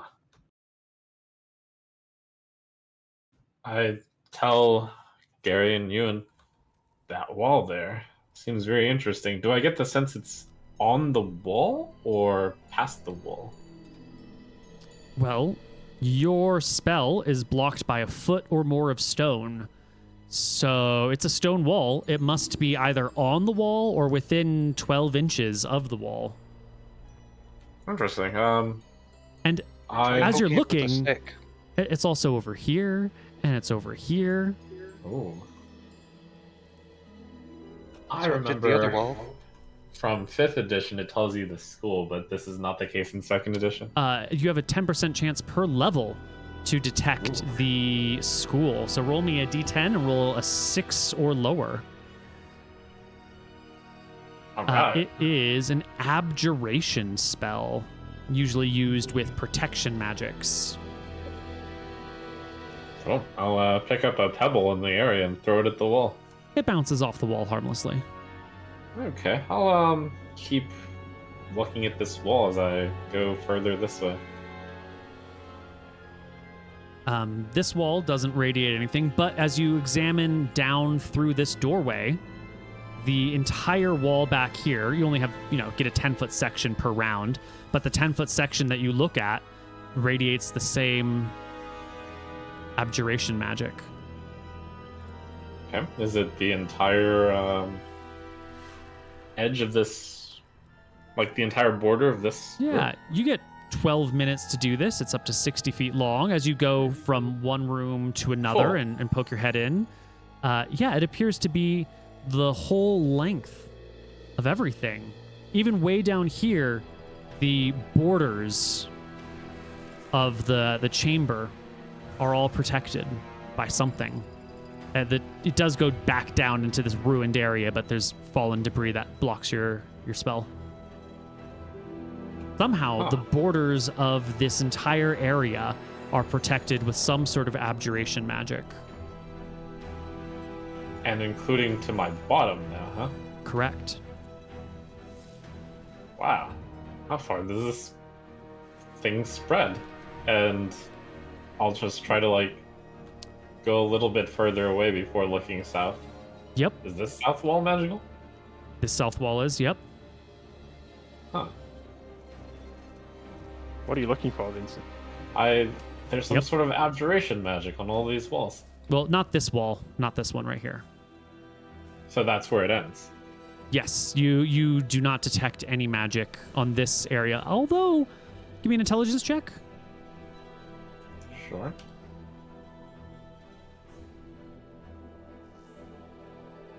Oh, natural 20. Ooh, wow. This is not a part of the original construction. This is caved in. Earth has fallen down below. So if the magic does continue to extend, it might just be blocked by the rubble that has fallen down. Cool. I guess I'll keep continuing down the south wall area until I find something. Yeah. I'm just going to skip you ahead a little bit down to over here where you can see the wall again. And here you can kind of see it again. And over here you can kind of see it again. In fact, there's no more threats in this cave, so I'm just going to disable the fancy lighting. The south side of the wall, as you follow it around, does indeed appear to be enchanted the whole way through with abjuration magic. Now, you only get this spell for 12 minutes, and it takes a full minute every time you concentrate, so you probably only get to right around here-ish before detect magic wears off. But everything that you have looked at, this whole section over here, does appear to be enchanted. With some sort of protection spell. Interesting. A very strong spell, too, which means it's probably been here for a while, you know? It's not like any of these creatures have the ability to cast that much magic over so great an area. I'm going to try jimmying a loose rock out the wall. Okay. You do so. Is this rock magic?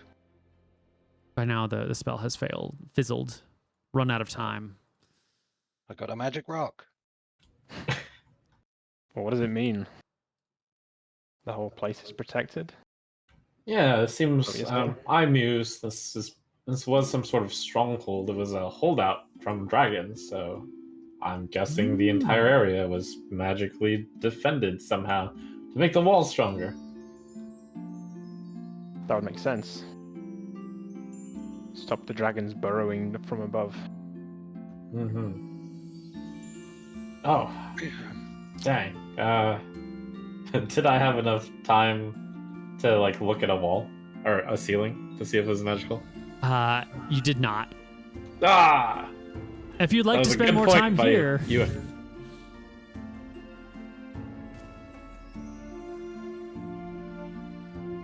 I mean, the goblins managed to tunnel through the wall. The monster also managed to tunnel through the floor. So if it's that sort of protection, it's not very good. If it can't stop goblins. I don't know about that idea that they tunneled through it. It seems Maybe like it just caved in over time and then they mined the natural stone behind. You'd think it would stop a cave-in too, wouldn't you? I would. But this place is remarkably stable for being ruined for thousands of years, isn't it? good stonework. Yeah, I mean, Roman aqueducts still stand today, and it's been thousands of years. The pyramids are 6,000 years old, 5,000 years old. Sometimes these things last. Sometimes they really don't. Yeah, that goblin area seems to be outside of the walls. Hmm.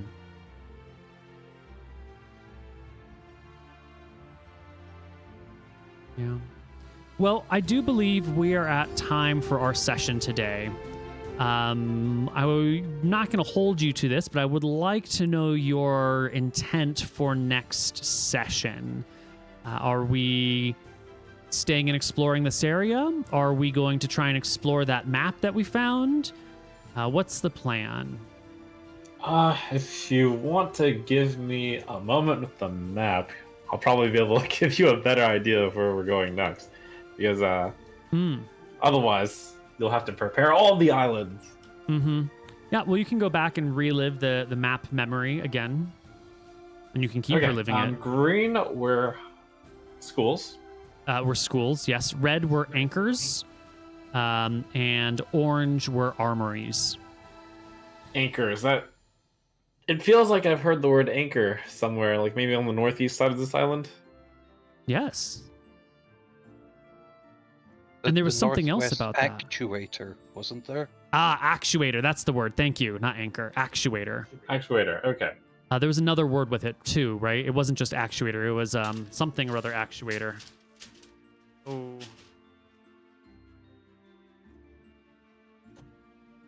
Inertial actuator. There we go. This memory is probably of the elven female I got on the northeast side, where I wrote down the word actuator. Mm-hmm.